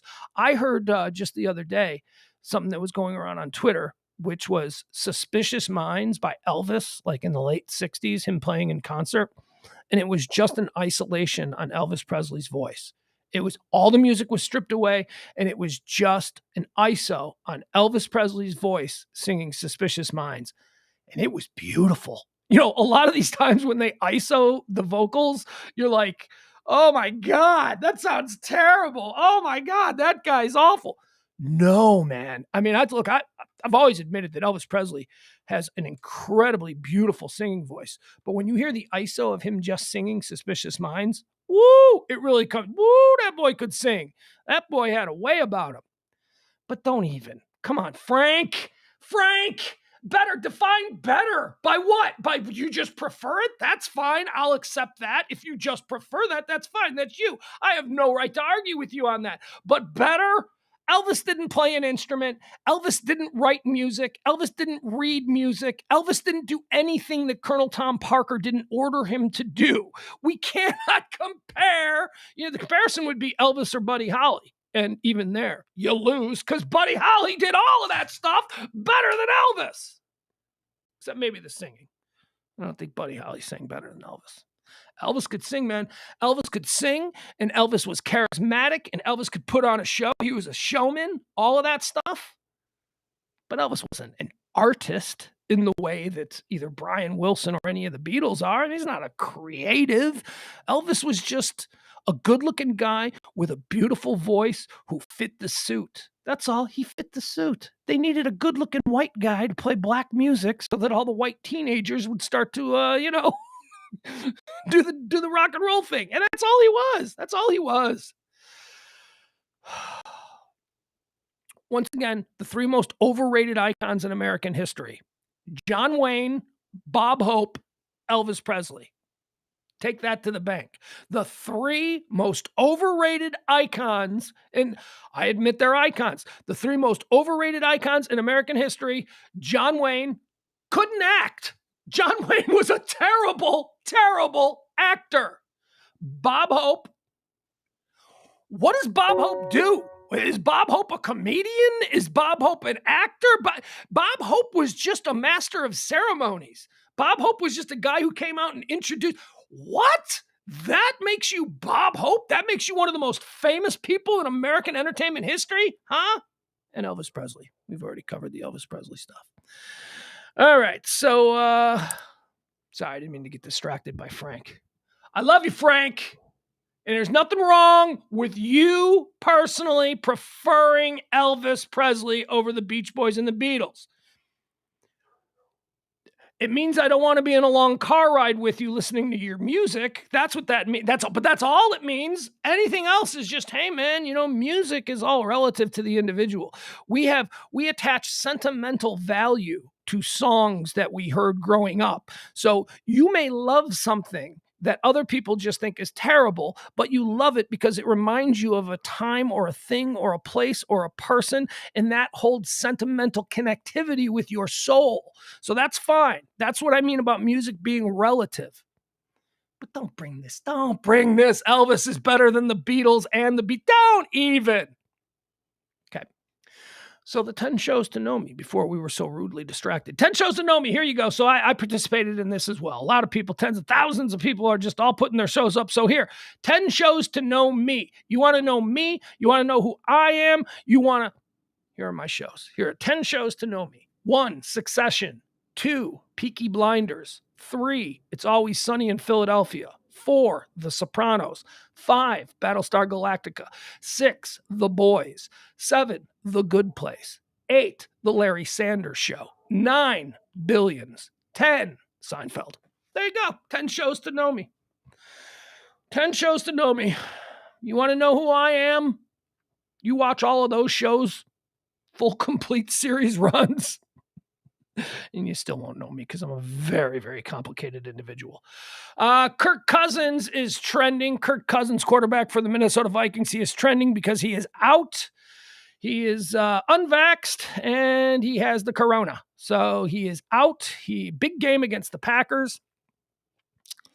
Cousins will not be playing. Kellen Mond, right? Wasn't he Texas A&M? I think that's Kellen Mond. Or was he Tech? No, he was Texas A&M. Kellen Mond will be getting what I believe is his first NFL start. Let's see. What else do we have here trending today? Oh, fish rain. Ooh, this was a good one. Fish rain. It rained fish in Texarkana yesterday. Weird ass. Now, that's not as weird. That's actually not as weird as one would think. End of days. It's raining frogs. That's a pretty normal thing that occurs, especially in areas near large bodies of water. Now, Texarkana is not near any large body of water, but I guess there's a lot of lakes up there, a lot of good fishing. And what happened is, let's why not just click on it? We'll just read it. Oh my goodness.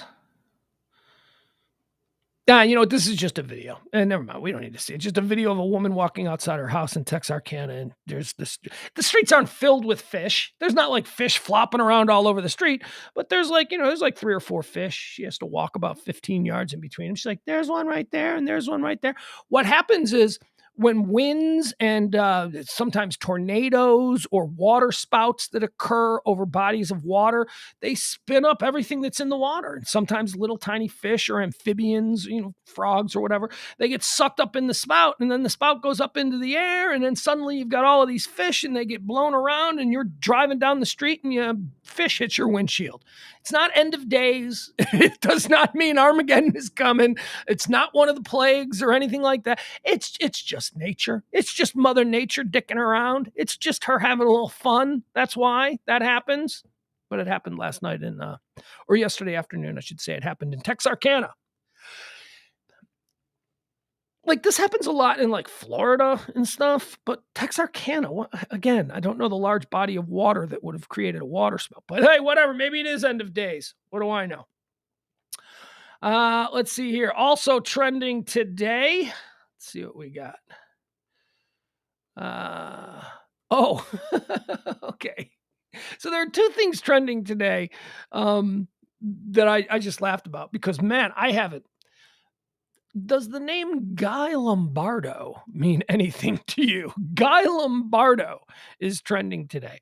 I mean, it doesn't mean anything to me. I think the guy died in like 1977, but Guy Lombardo he made a career out of being Mr. New Year's Eve for like 50, 60 years or whatever. Guy Lombardo and his orchestra would play at midnight in New York City at this fancy hotel that was broadcast live over the radio. And then in later days, it was broadcast live over television. And he was basically the go-to band leader, big band, back in the days of big band, the go-to band leader for New Year's Eve. Guy Lombardo was the New Year's Eve guy. And he had a staple song that he played at midnight, and we still do it today. And that's why Old Lang Syne is trending. That was not his song. He didn't write it. It actually turns out that's an old Scottish poem, an old Scottish folk poem, Old Lang Syne, that Guy Lombardo just worked into like a catchy little number, and he performed it with his band. And that is why we New Year's, everywhere you're going to hear it a couple of times today, you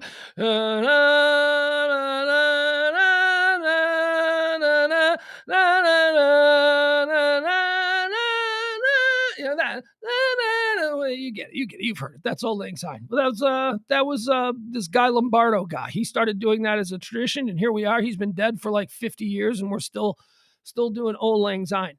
Now, here's the funny thing about Old Lang Syne. Did you know? I think we all know the first line, right? Isn't that like, should old acquaintance be forgot? And then we just start, nobody knows the words to this song. And then we just keep singing wherever the first line would fit in. We go, should all acquaintance be forgot? And then we had Old Lang Syne, right? That's it. Nobody knows the words. Nobody knows. I've got the words for you. Are you ready? You want to hear the actual words? Here it is. This is the original Scottish folk poem, Old Long Since. That's what it's called. That's what Auld Lang Syne means. Means old long since. Or a little bit more looser translation is long, long ago. Should old acquaintance be forgot and never brought to mind? Should old acquaintance be forgot and Old Lang Syne? For Old Lang Syne, my dear, for Old Lang Syne, we'll take a cup of kindness yet for Old Lang Syne. And surely you'll buy your pint cup, and surely I'll buy mine, and we'll take a cup of kindness yet for Old Lang Syne. We too have run about the hills and picked the daisies fine, but we've wandered many a weary foot since Old Lang Syne. We too have paddled in the stream from morning sun till dine, but seas between us broad have roared since Old Lang Syne.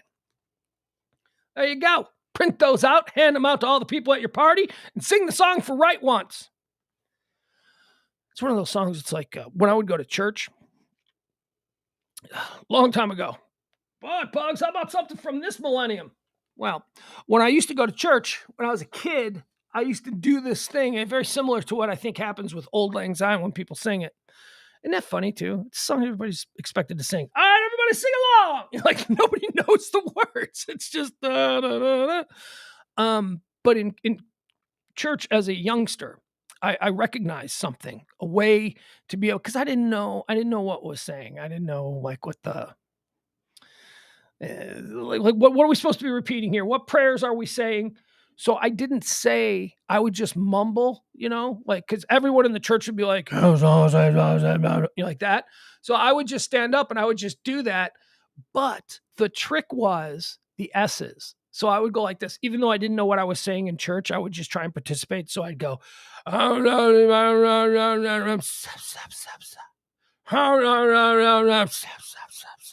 because the S's, for some reason in church, everybody in the congregation repeating the S's at the same time was like echoed. So that was my trick. That was my trick in church. I would just mumble to myself, just add to the overall noise. And then when it came time to go, just go.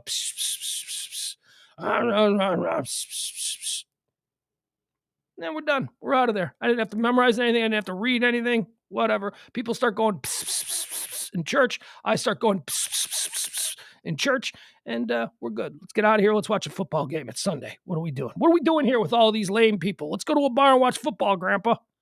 That was the deal. Okay, Chicago is trending. That's my hometown. Why are we trending in Chicago? Because there's a big storm. Big storm. I see a couple of people anyway from Chicago who are checking out the show. Getting ready for a big winter storm, huh? 4 to 10 inches are going to fall tomorrow, New Year's Day, between 12 and 8 p.m. That's 4 to 10 inches. Not here. We're going to go. Oh, folks. Oh my God. I have been dispatched with a chore. All right. So, E Sunglasses, E, the artist who typically sits in and does the show with me here. He's out jet setting. He's up in the mountains with his son, and they're, actually, I think they're in Colorado, which I should probably ask him about, the fires if they're anywhere near there. But he's up there in Colorado. They do an annual ski vacation on New Year's Eve, him and his son. So they're up there in Colorado, and he calls me yesterday, and he goes, "Hey, man," he goes, "Look, I'm sorry to do this to you, but I need a favor." I'm like, "Anything. I'm living in your guest house. I'm watching your dog. What do you mean? You don't have to act." So he says, the marina called, because, he's got boats and jet skis and all that stuff. He goes, the marina called, and they said that there's a freeze warning. And I'm like, okay. And he goes, I need you to go up there, and I need you to winterize the boats and the jet skis. I'm like, what? Dude, do you know who you're talking to? So here's what you want. You want me to go up to all of your fancy, expensive toys, and you want to put me in charge of making sure that the engines are drained of water and that all of that stuff. And he's like, well, yeah, can you do it? And I'm like, no, but okay. So he's like, don't worry, I'll send you a bunch of videos on YouTube. So he sent me a bunch of YouTube videos on how to drain, what is this first one? How to drain a Volvo, I don't know, some Volvo outboard big giant boat engine. Apparently that one looks easy. There's just, got to get into the engine compartment and just pull a thing, and that looks easy. But then also how to winterize Sea-Doos. I got to learn all... Why, you ask? Because it's like 70 degrees right now. It's like in the 70s. Let me see what it is actually. What does it say? Because you want to be right about this.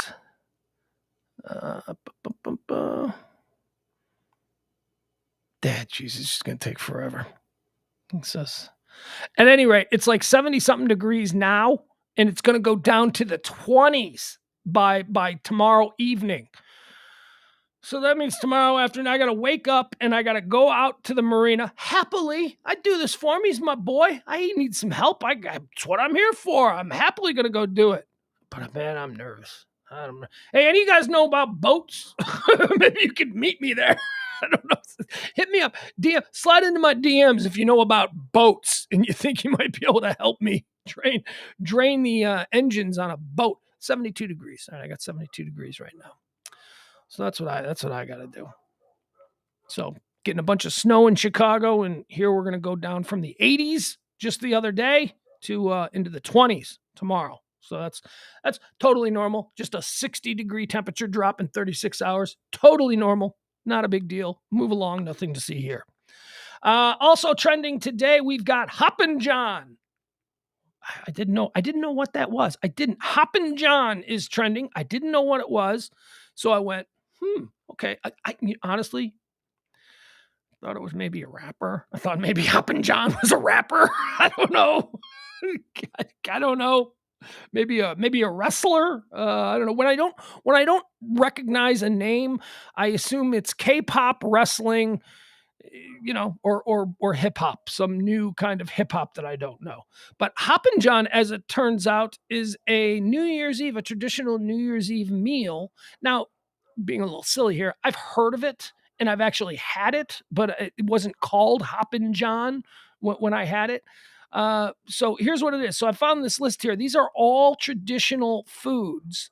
This was in the Hoppin' John thread. These are all traditional foods that people eat on New Year's or New Year's Day. So Hoppin' John, this is the big one. Hoppin' John, this is a menu staple in the southern United States. Usually consists of black-eyed peas, rice, and pork. It originated with enslaved Africans who brought to the U.S. The food historian and cookbook author John Martin Taylor told the Washington Post, in the American South, with both rice and black-eyed peas available, the natives of West Africa could prepare a dish that reminded them of home, a humble combination of rice and beans that eventually became known as Hoppin' John. There you go. There's, let's see. Don't forget them greens. What are we going to ruin? You're going to ruin what sounds like delicious beans, pork, and rice with some vegetables, Jeff? Come on now. Lentils. Lentils are also a traditional New Year's Eve, New Year's Day meal. At the stroke of midnight, you may find Italians eating dishes of lentils as part of multiple courses each year that they use to ring in the new year. Lentils are believed to bring good luck in Italy, and eating them at New Year's, shortly after midnight, is a tradition that's said to date back to ancient Rome. So there you go, lentils. How about pork and sauerkraut? That sounds good. First of all, doing a lot of pork. Seems like pork is a big player in the New Year's meal. But this sounds good. Pork and sauerkraut. Head to parts of Pennsylvania, Ohio, and other nearby regions, and you'll find that many enjoy pork and sauerkraut on New Year's Day. The dish is said to bring good luck and progress because pigs are known to root forward or move ahead, according to History.com. Sauerkraut is made with cabbage, which is linked to symbolic riches, prosperity, and long life due to its long strands. Fresh pork was the star of Christmas and New Year's meals for early settlers because of its timing with winter, hog butchering, and sauerkraut was served as a side dish because winter was also cabbage harvesting season. All right, so there you go. That sounds good. I love sauerkraut. I love pork. Here's what I would do, though. This is me. Thoroughly modern boy. Look at me. I would take the pork. I'm looking at a picture. It's like shredded pork. It looks really good. I would take the shredded pork and I would take the sauerkraut. Are you ready? Ready for my modern boy thing? Drop that shit in a corn tortilla. Boom! Pork sauerkraut taco. Come on, man. Nice corn tortilla, nice warmed up corn tortilla, a little sauerkraut, a little pork, roll that up. Are you kidding me? Also, a New Year's Eve tradition for food, Soba Noodles.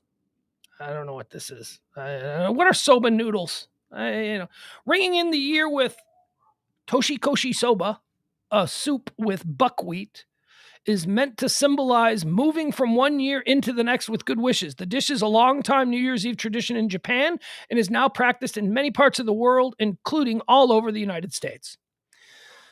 All right, that's very good. All right, here's one I can get behind. All right, where are my Texican friends? You got to help me out with this. You got to send me to a place where I can find the best ones. Tamales. Tamales are a big, big player here. Tamales, which are bundles of masa stuffed with meats and cheeses wrapped in corn husks and steamed, have come to represent a staple throughout the holiday season for many in Mexico, Central America, the southern United States, and Texas. In Mexico, this food dish is enjoyed from December 12th, the Feast of Our Lady of Guadalupe, to January 6th, Three Kings Day. According to History.com, tamales date back to the Mesoamerican culture as early as 8,000 to 5,000 BC, and tamales symbolize much more than food. They bring the entire family together. It is part art, part hard work, part repetitive labor, but all family bonding, explains Bashas, a family-owned grocery store chain based in Arizona. This is a very special time that brings generations together. Yeah, is that a thing? Like, I think I remember, I remember some depiction somewhere of some Mexican family making tamales, and there was like 10 of them, and they had buckets, and there was like an assembly line, and they were just making all these tamales. And I thought, okay, I get that. That seems very, very social. It seems like a very family kind of thing. And I bet the tamales are amazing. Oh my God. You know, I dated a Mexican girl once. Really, Pugs? You're so progressive. Shut up.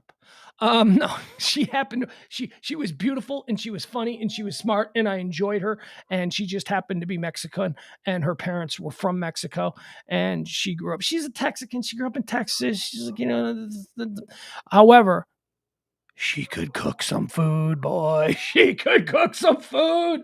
She used to just come on over. I'm making sopa calacalaca. What is that? What is sopa calacalaca? I'd sit down. She'd give me this meal, something I've never seen at a Mexican restaurant anywhere. Looks Mexican, though. Smells Mexican. Oh, my God, could this girl cook? Do you know that Mexican has replaced Italian number one on my favorite ethnic foods flowchart? It used to be Italian number one, Chinese number two, American, which, burgers and steaks and all that stuff. And then Mexican was like number four, because I grew up in the Midwest where I didn't really know good Mexican. I didn't. We had Italian restaurants everywhere, so I had really great Italian. So that was always number one. Then I moved to Texas, and I get my doors blown off by real Mexican food, real good. In Chicago, we had a place called Chi-Chi's. We had a place called Pepe's, they were just such Midwestern attempts at what like real Mexican dining is like. Everything was like a cliche when you walked into these restaurants. It's like, the pictures of Mexico and, mosaic tables, stuff like that. But the food was good, but it wasn't mind-blowingly good. So I spent my entire life there going, yeah, Mexican food's all right. I like Mexican food's okay. Then I come down here and it's like, holy crap. So Mexican is now number one. It's gone from number four. It's gone all the way to number one. So now my list is Mexican food number one, Italian food number two, Chinese food number three, and then American food, burgers and hot dogs and all that stuff. And honestly, if we're being truthful, the American food could probably move up higher. It's just that I have it most. It's like I take it for granted. So whatever. But don't you get me started on a good cheeseburger, boy. A good cheeseburger is hard to beat. I don't care how good your tamales are. A good cheeseburger, that's the stuff. Hold on. Got my kid here. You missed a couple of Hey, hold on. What's up? You're on the air. I'm streaming. What's going on? You need this off the air? Hold on. We'll do this off the air. Sorry, folks. Hold on. Hold on, bud.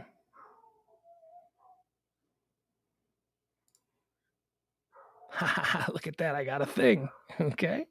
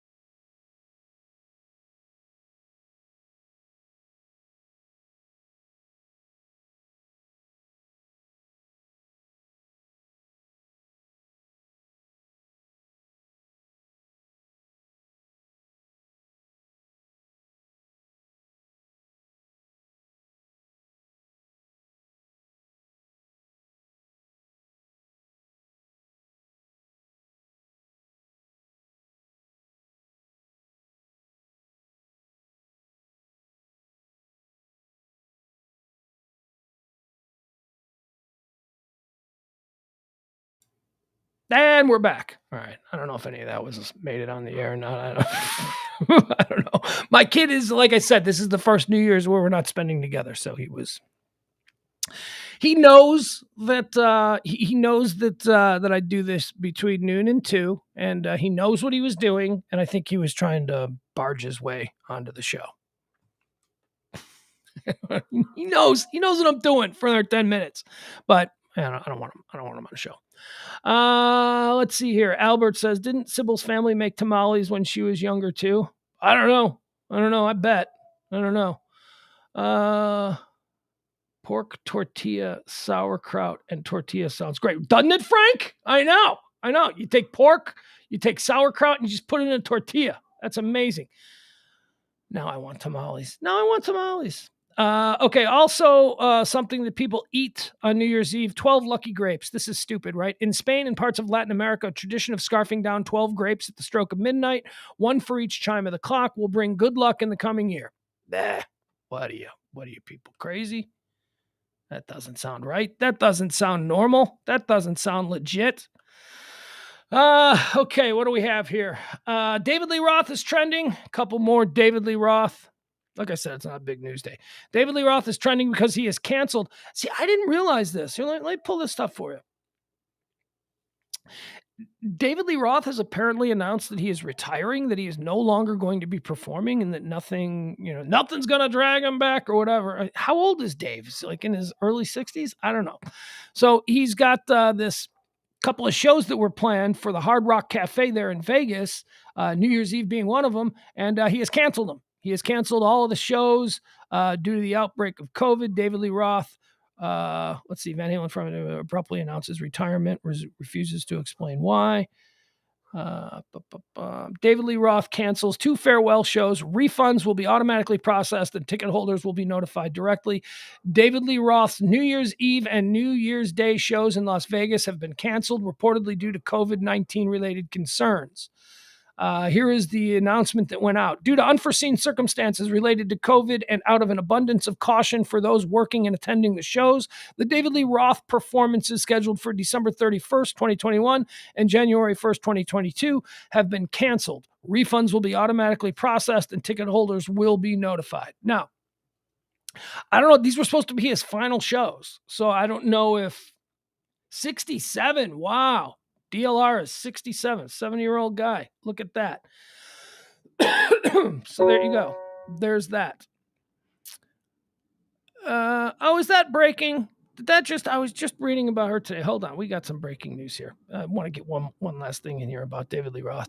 David Lee Roth was asked recently to do his final shows with Motley Crue. Motley Crue wanted to go out on tour and they wanted David Lee Roth to open for him. And David Lee Roth told him no, because I don't open for bands that I influenced.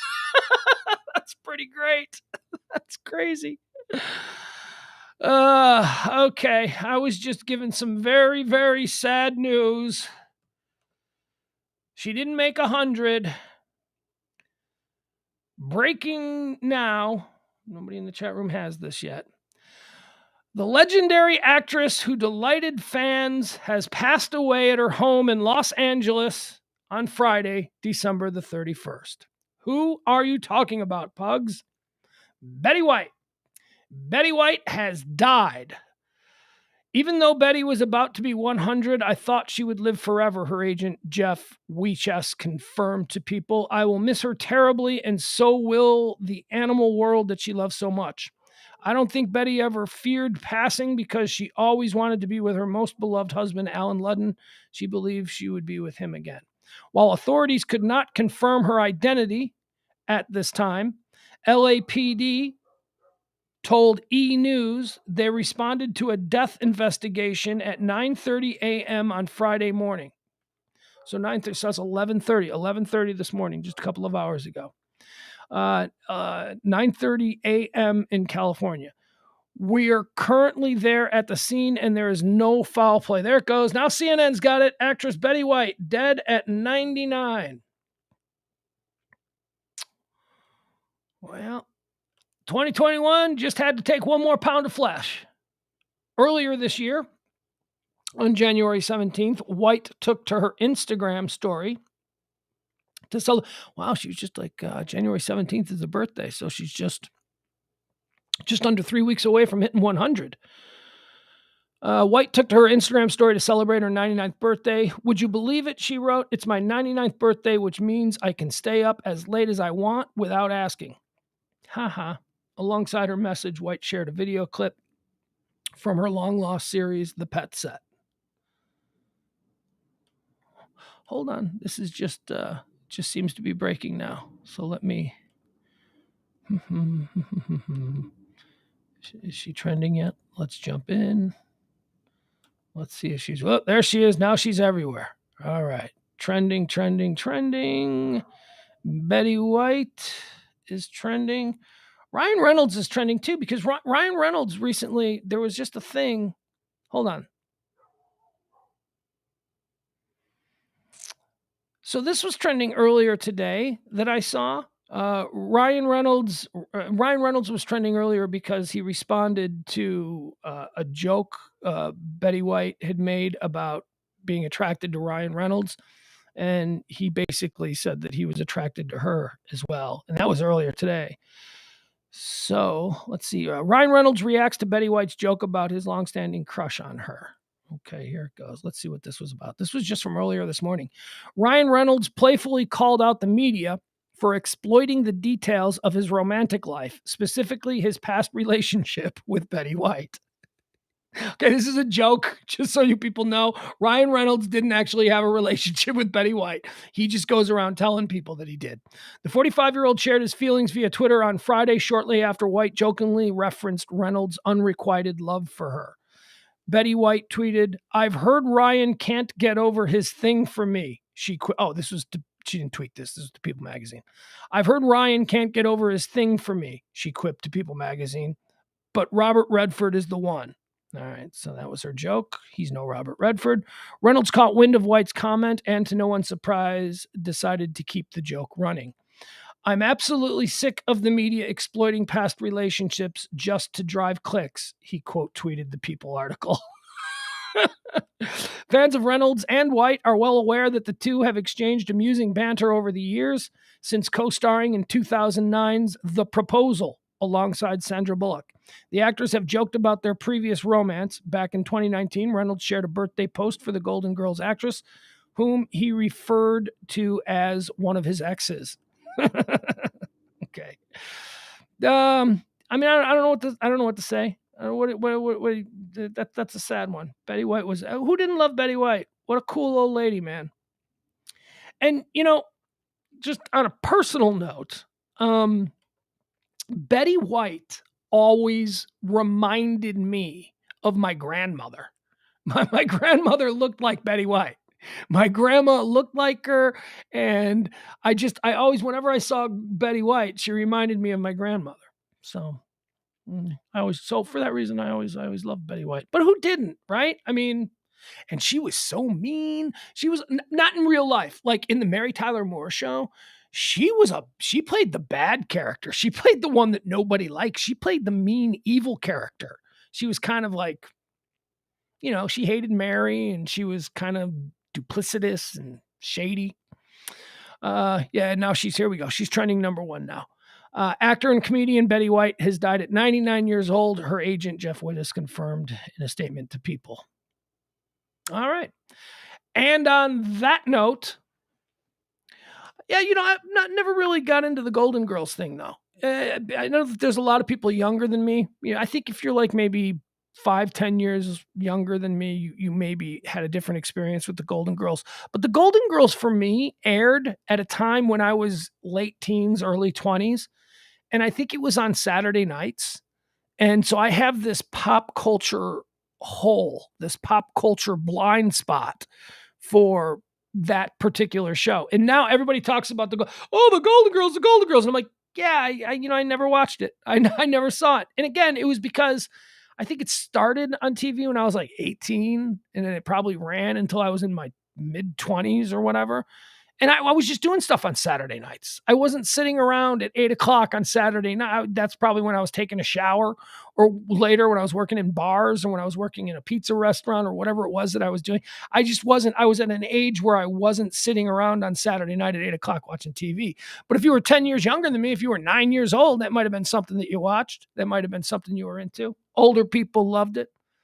Maybe I should go back. I always thought it was a lame show. I always just thought the premise sounded so lame. But, there are so many people who are interesting, and people whose, judgment I trust, who have such strong feelings for the Golden Girls. I'm like, maybe that, instead of wasting my time with Sex and the City, maybe I should go back and binge watch the Golden Girls. Maybe that's something that is a little bit more to my liking. I don't know. All right. That's a sad way to go out.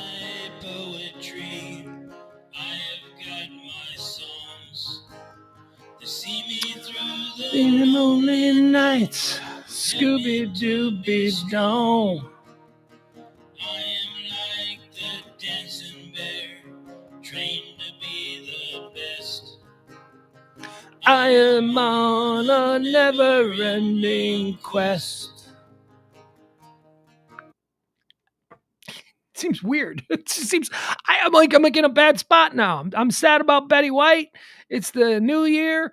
I got to go in the other room now and watch a bunch of YouTube videos on how to drain a Volvo boat engine. I got stuff I got to do, and yet now I'm in a funk. Got no weed, got no boot, don't drink, don't want to do nothing. Probably get another little Caesar's pizza tonight. Holy cow, all bets are off. I'm a lunatic. I can smile a little now. Things are going good. And they're showing pictures of Betty White from like back in the 1950s, in the 1960s.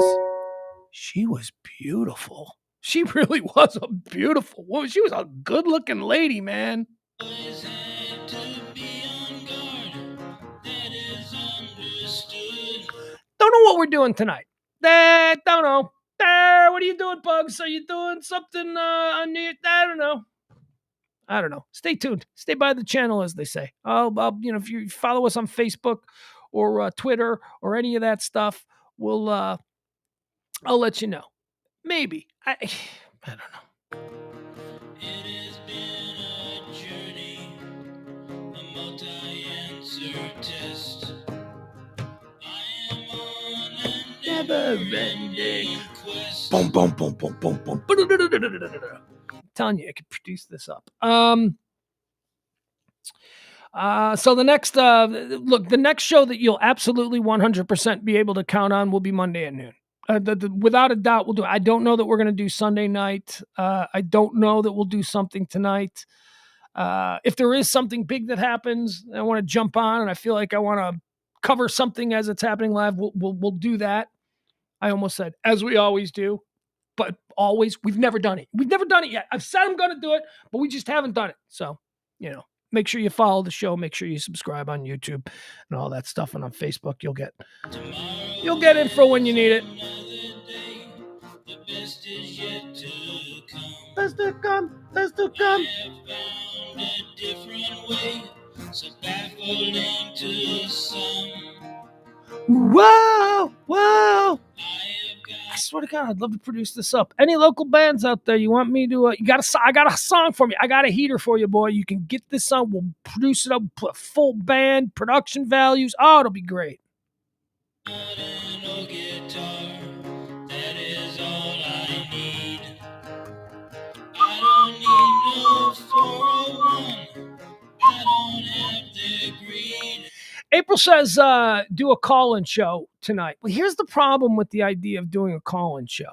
Not enough of you will call. I mean, you won't. Like one or two of you will. And then it's like, okay, so now what? And then I sit around and I'm like, somebody please call. It's not gonna. It's a good idea. I see what you're saying. I appreciate it, but Down the road, Happy New Year's, Michael. from the comfort nest. I am on a never-ending quest. Tomorrow is another day. The best is yet to come. Best to come, best to come. I I'm not married to that as a background vocal, but whoa, whoa. All right, that's it. I'm done. Enjoy the rest of John Hinckley in peace. Happy New Year. Like I said, subscribe, do all that kind of stuff. If you can support the show, that'd be great with a little tip. Love that. And yeah, we'll be back. Maybe we'll do some tonight. I don't know.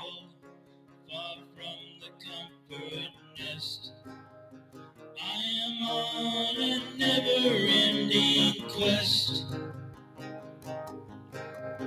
I am on a never-ending quest.